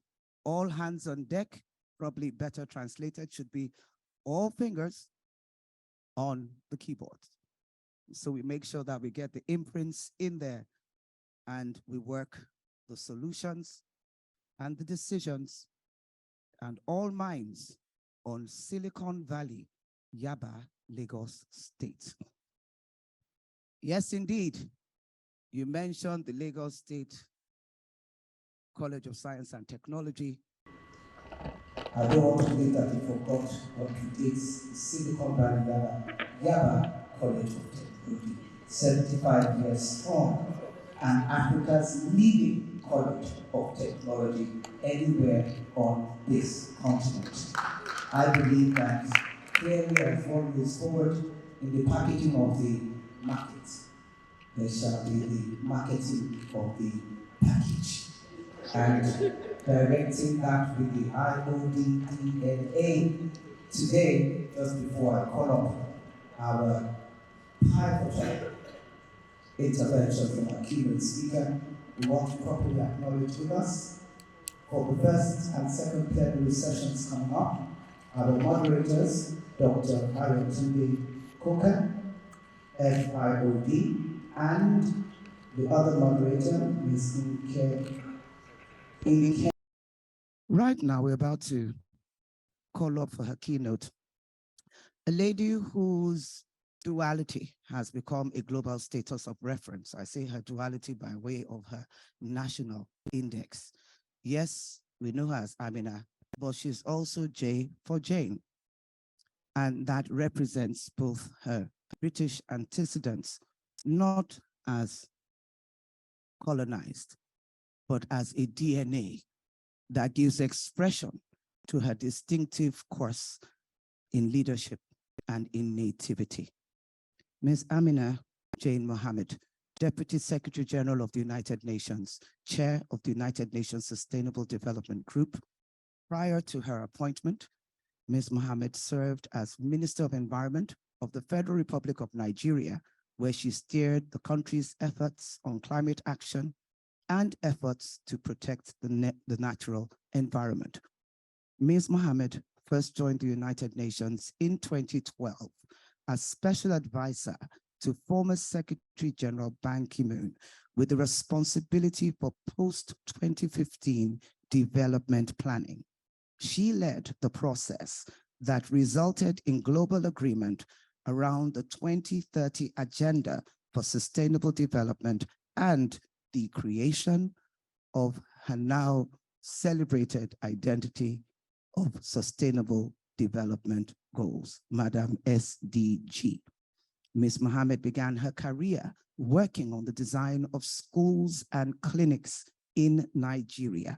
She served as an advocate focused on increasing access to education and other social services before moving into the public sector, where she rose to the position of advisor to 4 successive presidents on poverty, public sector reform, and sustainable development.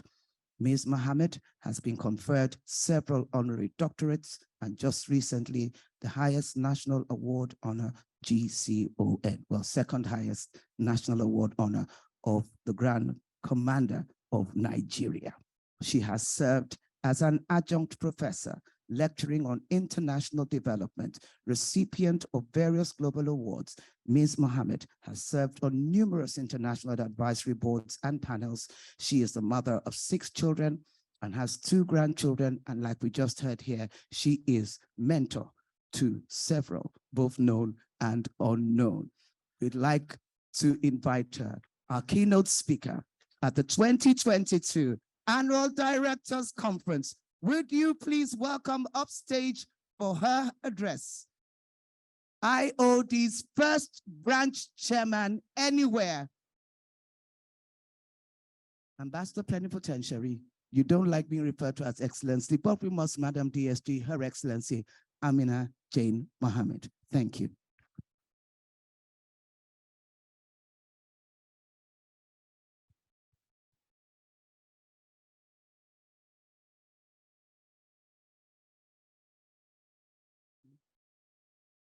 Dayo at her best.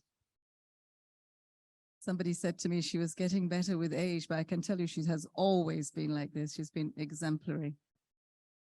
The President of the Federal Republic of Nigeria, Muhammadu Buhari, ably represented by my brother, the Attorney General and Minister of Justice of the Federal Republic of Nigeria, Mala Abubakar Malami SAN, our Governor of Lagos, and I'm not sure whether to say represented today, but you took the floor, and Governor of Lagos, our Royal Father, Obi Onisha, and of course, the President of the Governing Council, Dr. Mrs. Chidima. It's fantastic to see women at the helm of affairs, and today I'm very proud to be here with you.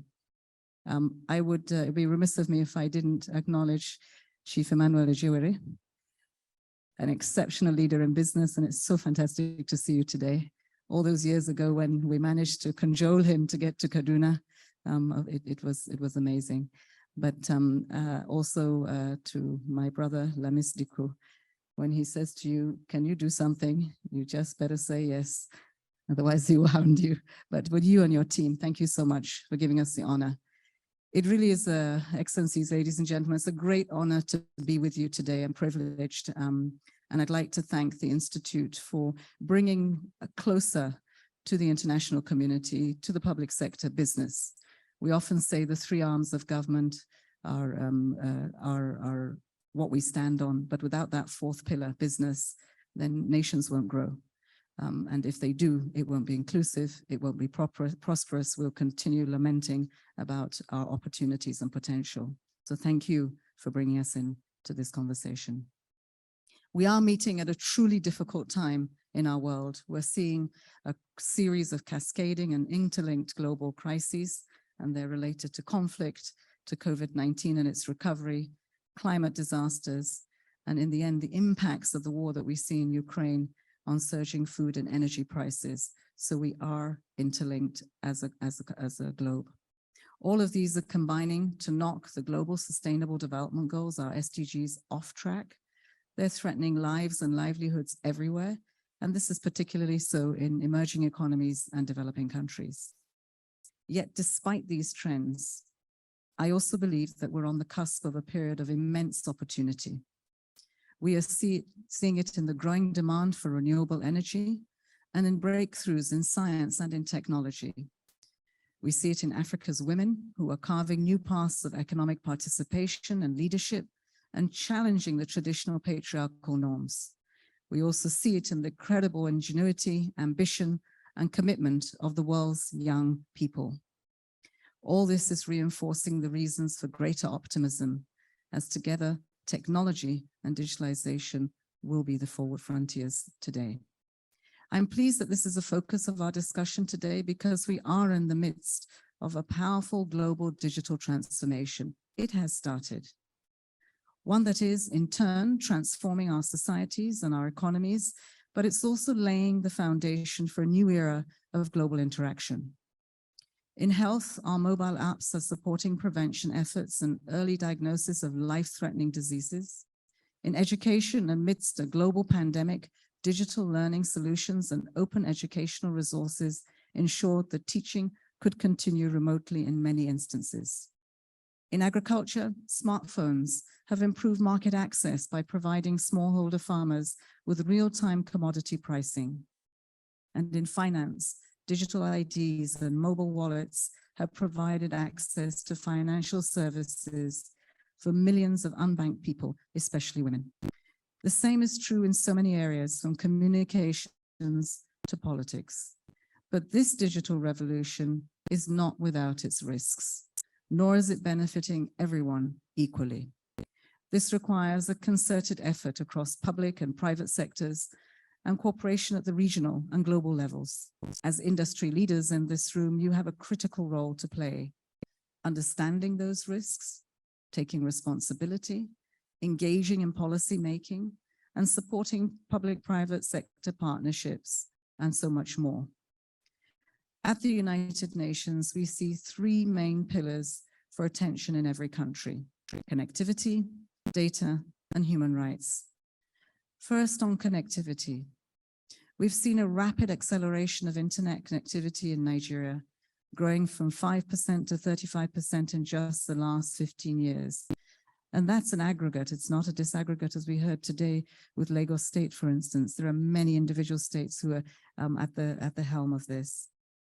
This is a good result, but a digital divide is fast emerging, where women and those that are less accessible are less likely to be connected than men. Urban areas are more connected than rural ones, and young people tend to be more digitally literate than older adults. The Transforming Education Summit that was convened by the UN Secretary General last September underscored that if harnessed properly, the digital revolution could be one of the most powerful tools for ensuring the education for everyone, lifelong learning, and transforming the way teachers teach and that learners learn. But if not, it could exacerbate the inequalities and undermine learning outcomes, as the pandemic made all too apparent, leaving millions behind.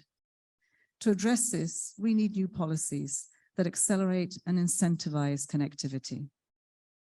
We will need interconnected platforms to ensure equitable access to digital learning resources. And we will need to strengthen infrastructure and expand access to sustainable energy, as renewables have the potential to substantially fill the access gap, and create a system that is less prone to our market shocks. And we need to forge new and innovative public-private partnerships. One such initiative is the new partnership between Jumia, Nigeria's Amazon, and the UN Giga Initiative, which aims to connect every school to the internet by 2030. Jumia's data science capacity will offer Giga insights into the economic benefits of increasing connectivity and economizing data which will help map school locations across key countries. The second pillar is better data. Digital data could soon become the world's most lucrative commodity. It is already shaping entire sectors and driving business strategies. And if used well, it can drive progress right across the Sustainable Development Goals. And let's consider food systems, for example.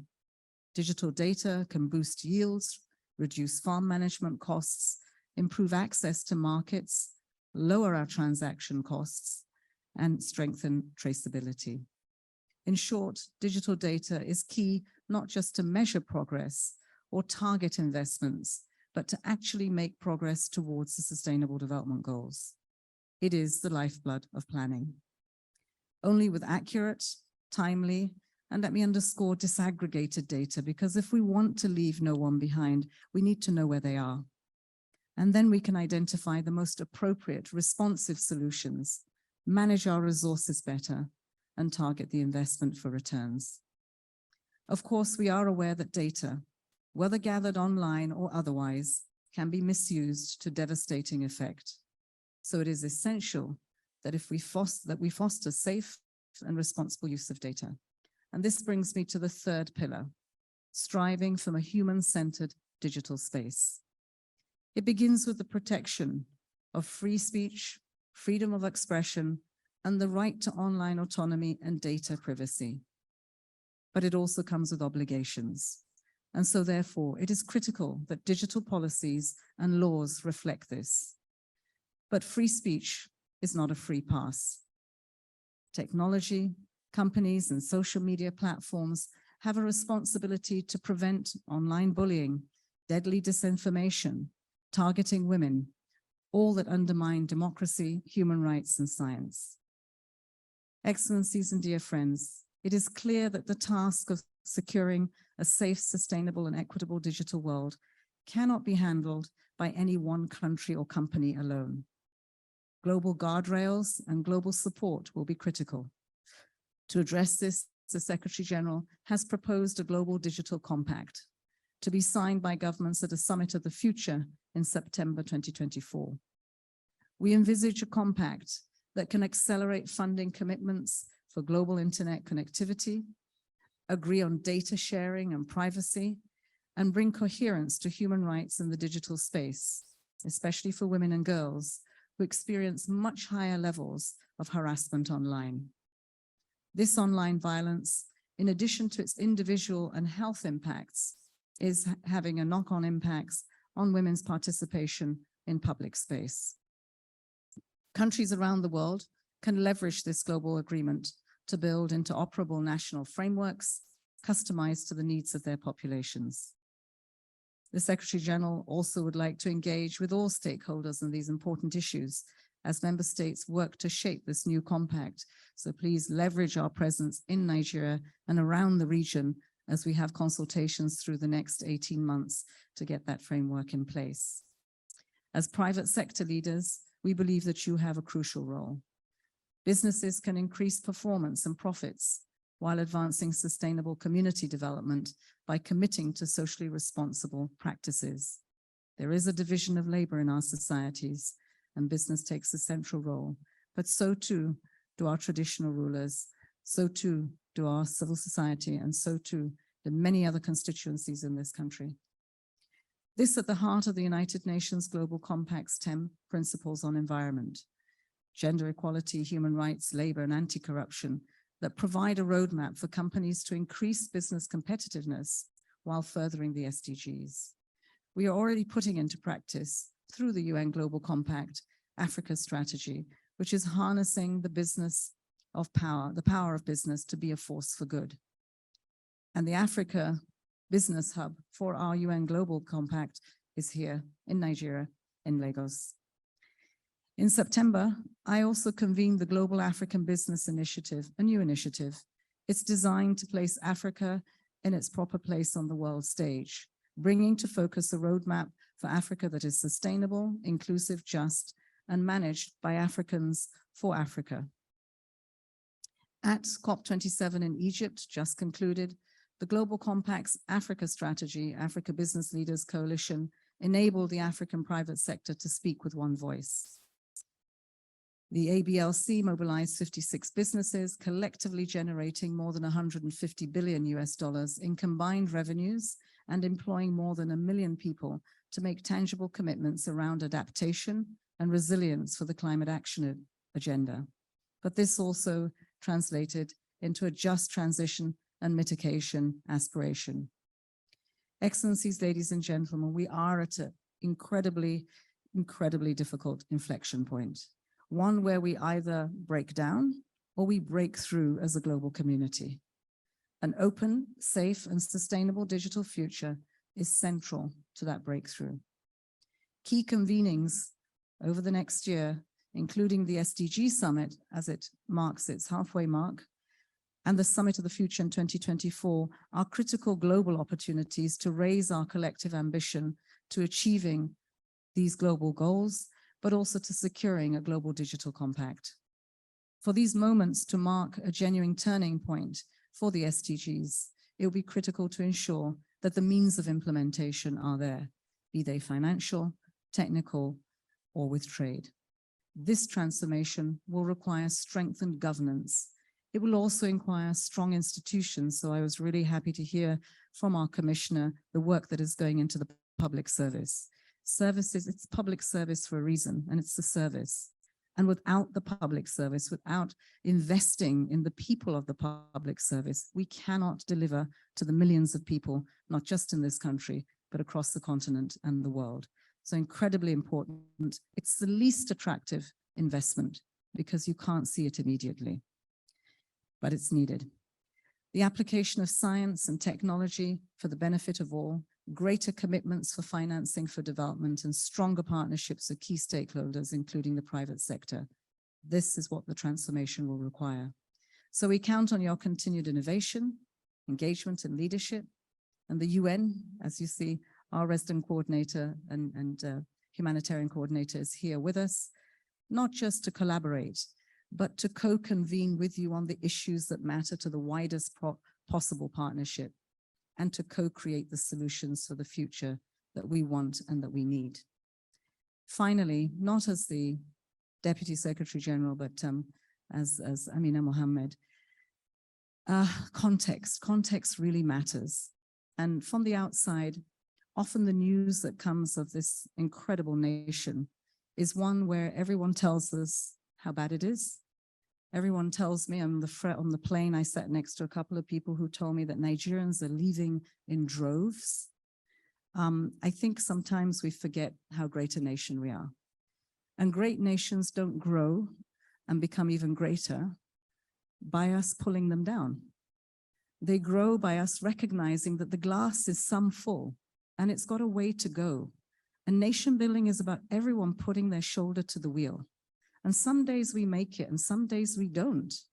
But it doesn't stop us doing what we need to do, which is to continue to build this nation.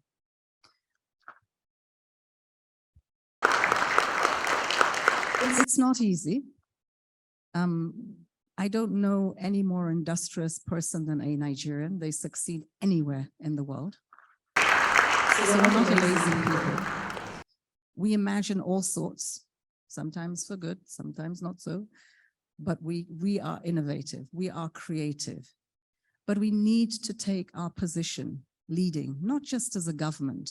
Government does the best it can, whether it is at the federal level or it is at the state level or the local government level. 776 local governments, 36 states. You can't tell me that every single governor and every single local government chairman is not worth it. There are some there that are doing a really good job in spite of it all. Yes, we have a security problem, but look at your neighborhood. Look at the world. Who thought there would be a war in Europe in 2022? So things are bad, they're not good. But that's the reality. The aspiration is for a greater nation, and there's a gap. And our job is to try to close that gap in the time that we have it in whatever position we find ourselves. And then we move forward, we build a foundation, and someone puts a block on it, someone stands on our shoulders.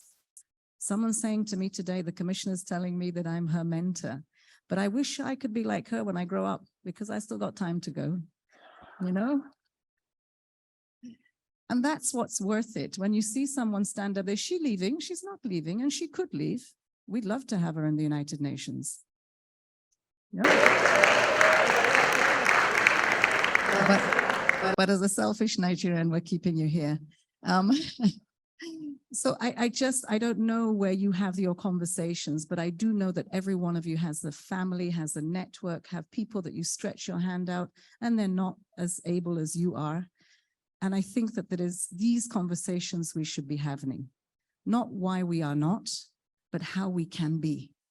We need that can-do spirit. We need it more than ever.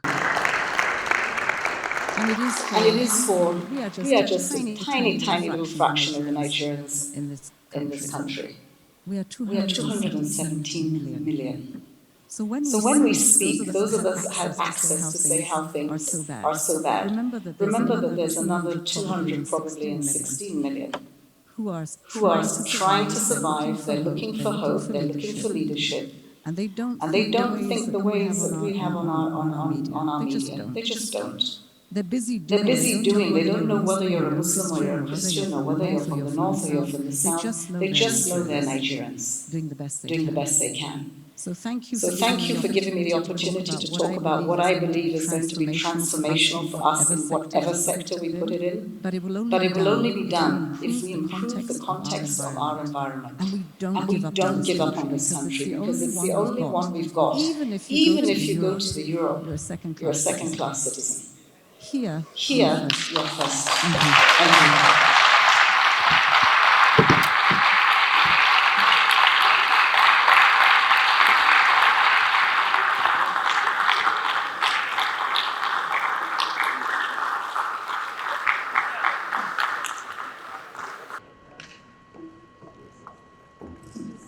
Let's put our hands together once again and celebrate.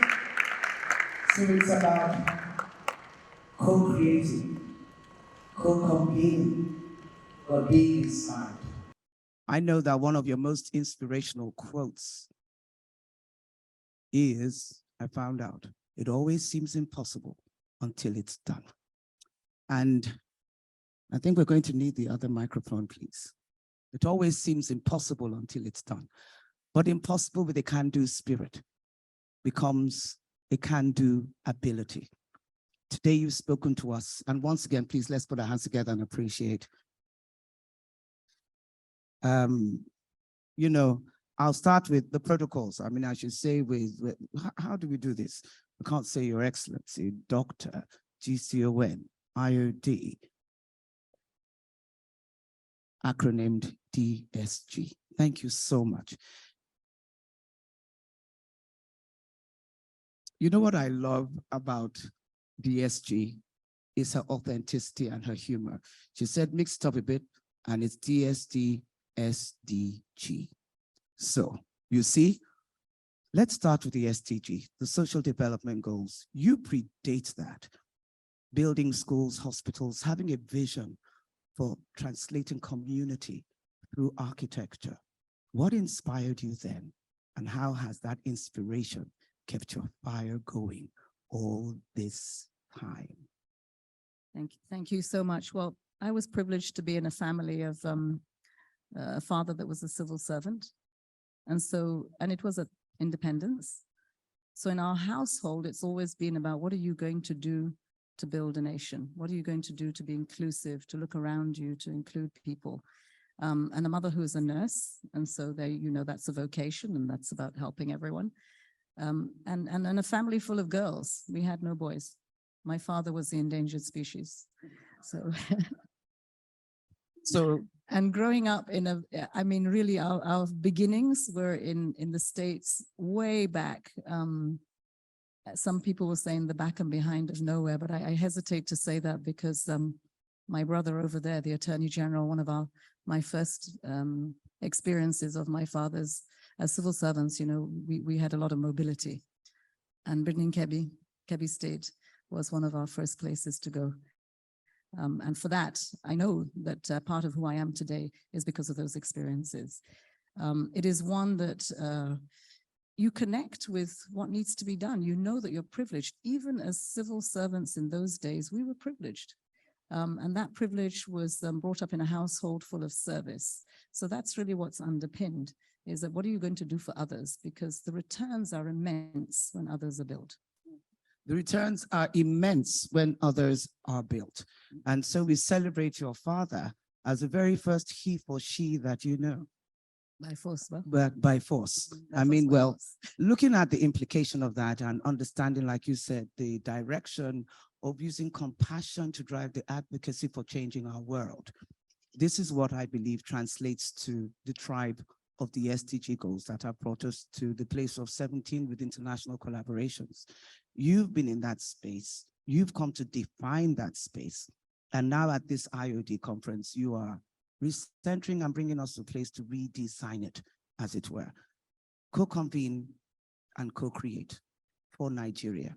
Let me begin with the fact that we're here, and the Institute of Directors is all about private sector leadership and public sector institutional leadership.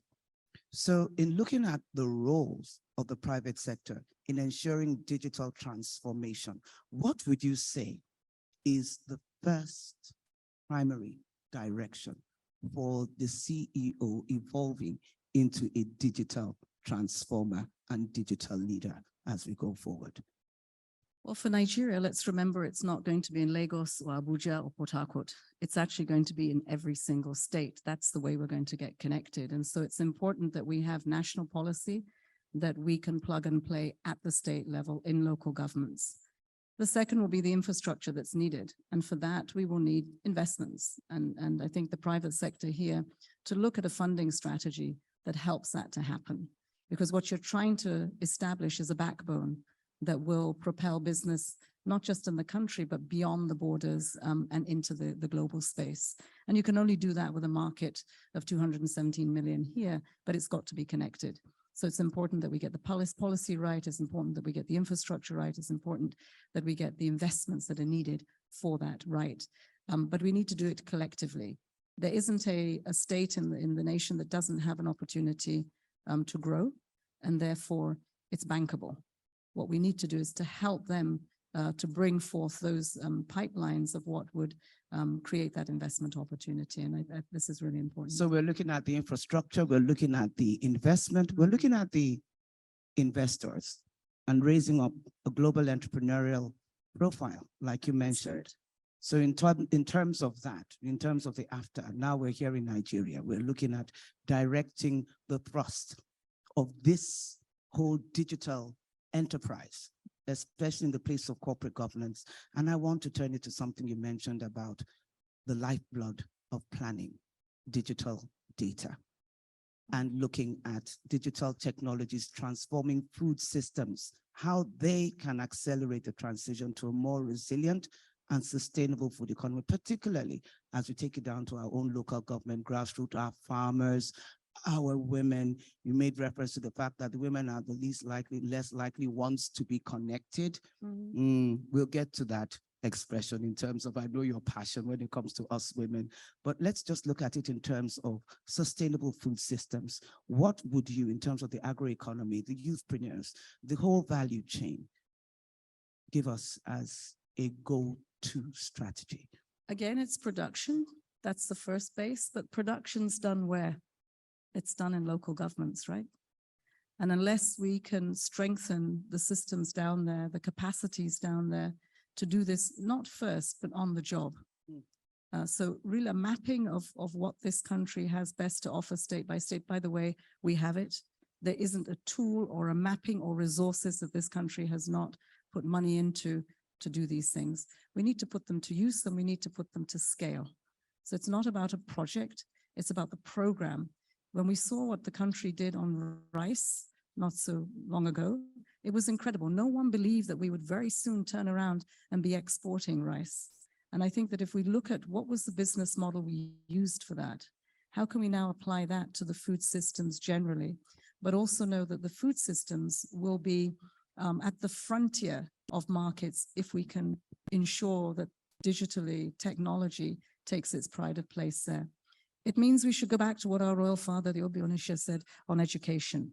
It's critical that education from now, because 15, 18 years time, you'll be asking what the capacities are of your children. So from now, everything needs to be digital in front of it. If you want foundational learning of literacy and numeracy, it's got to be digital. The skills that we need, even the teachers that teach the learners, need to be in place. Extension work, the power of technology just in a mobile phone to enable a farmer know in time where there are fungus in his field, or that he can have a drone that will have the seeding, that the planting season is not a hoe anymore.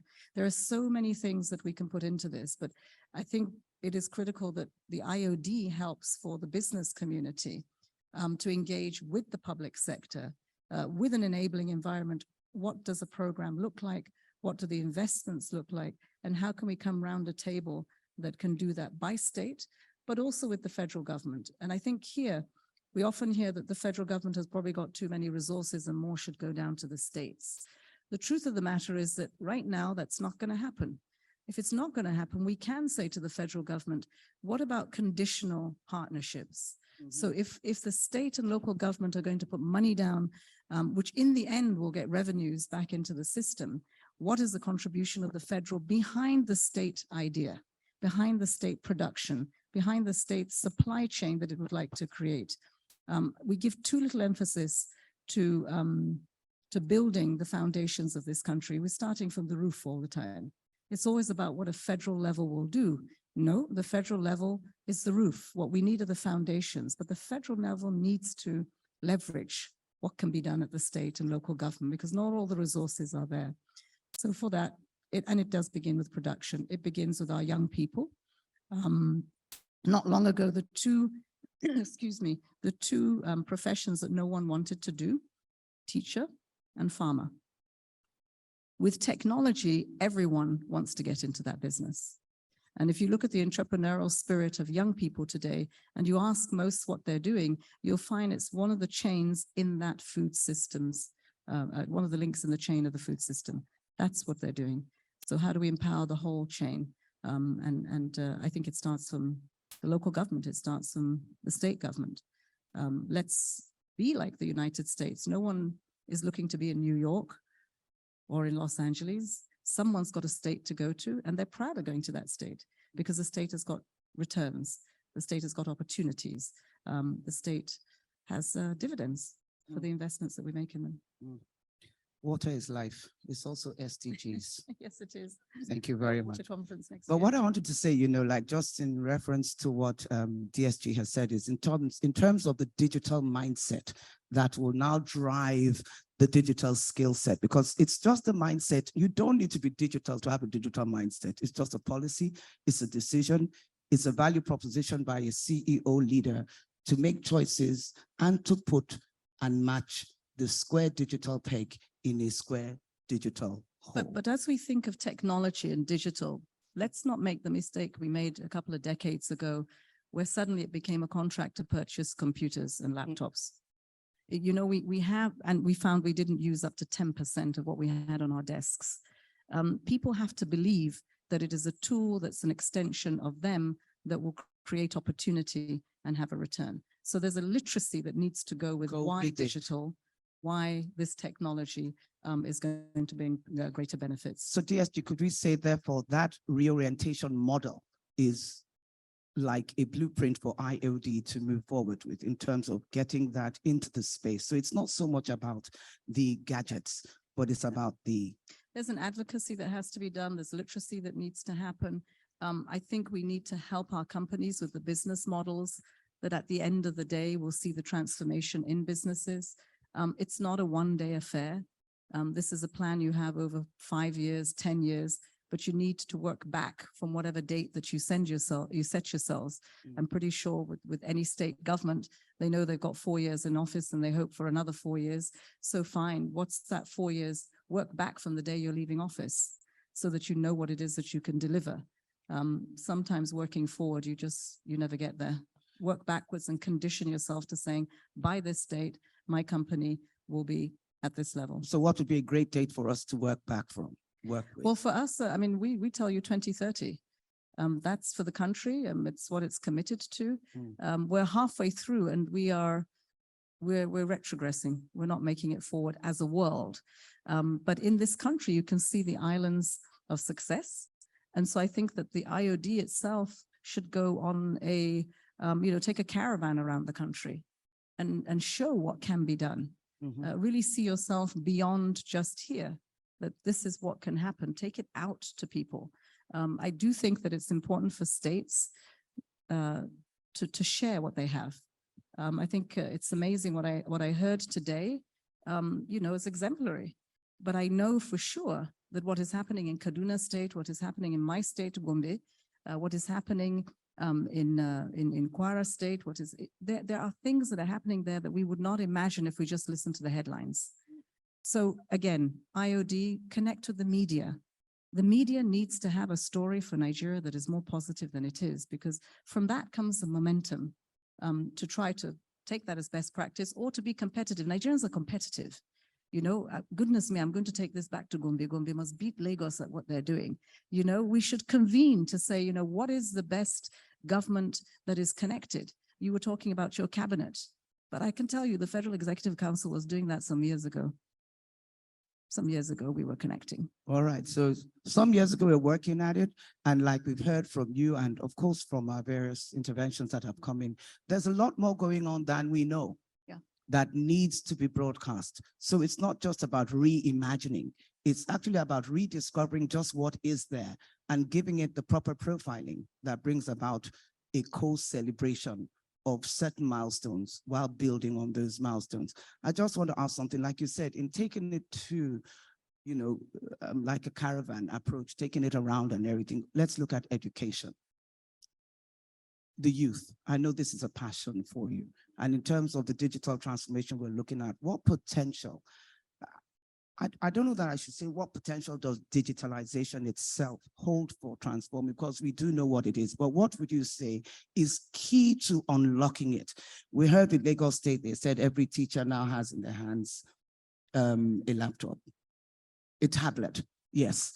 And they're able to get, but it's not just about, what would you say is key for our youth and being able to communicate this digital mindset, this transformation to the youth, to teachers, to institutionalized educational practice, so it becomes the real transformer? I think the real transformation is for every governor in the Federal Republic of Nigeria to know that this is a right for every child and every young person. This is not a favor. This is not what we should have to convince them. It's a right. Once you have got a governor that understands that, then he'll be asking the cabinet, what are we going to do to actualize that right for young people to be at par with everyone else, with skills, with knowledge that are going to propel the ambitions of the state? There's no vision of a state that can be achieved without young people and with women. There's just none. And so that's what we have to get to terms with. Do we have the facilities for this? We all know that most kids actually are in school. Are they learning? No. The statistics tell us that we're putting kids through education, but they're coming out without an education. Because the challenge of traditional educational? It's a challenge. It's a challenge of not having the capacity for the demand and not putting the investments where they are needed. I mean, developing countries like ours, when you compare us with Ghana or with Rwanda, this is grossly unfair. Ghana doesn't have 217 million people. Even just the trash on the street and what you need to pick it up from a country of 217 million is more than 40 million. So let's start comparing against the rights and aspirations of the Nigerian person and not whether Ghana is doing well. Actually, Ghana is in default and has got a terrible recession and their CD has also fallen. So, I mean, let's understand with everything, We start with ourselves. So if you have an aspiration for a state, what is the education system you need? How much of what you got do you need to put into it? You can't say, I want 20% across the board and I'm only doing 6%. Countries like this, countries in Africa, countries in the developing world, today have not got the economies that they can say they will do education, they will do health, they will do water and sanitation. They're having to take what they have and make some choiceless choices. And so we are getting less ambition. In this case, I believe we've said it, we just haven't done it. Education is the foundation, is the cornerstone for development. So whether you have a system that is basic education, basic rights to children, add to it the skills development so that those who have fallen off or those who have not had such a good education, business complain all the time that they don't have the best graduates, do something additional that is I'd say a quick fix. It leapfrogs using technology because you can. All right, something additional. I'm getting all the signs telling me that it's a wrap, it's a wrap, it's a wrap. It's a wrap, it's a wrap, it's a wrap. No, not until we have DST. Talk to us, the ladies, all the ladies, tell us what we need to hear. That gets us from here, not just to the UN, but into our communities, translating and closing the digital divide. Thank you. The phrase that you talk, it wasn't mine, it belonged to Mandela, but I just say it all the time. The one that I think is mine is that there is no bird that flies on half a wing.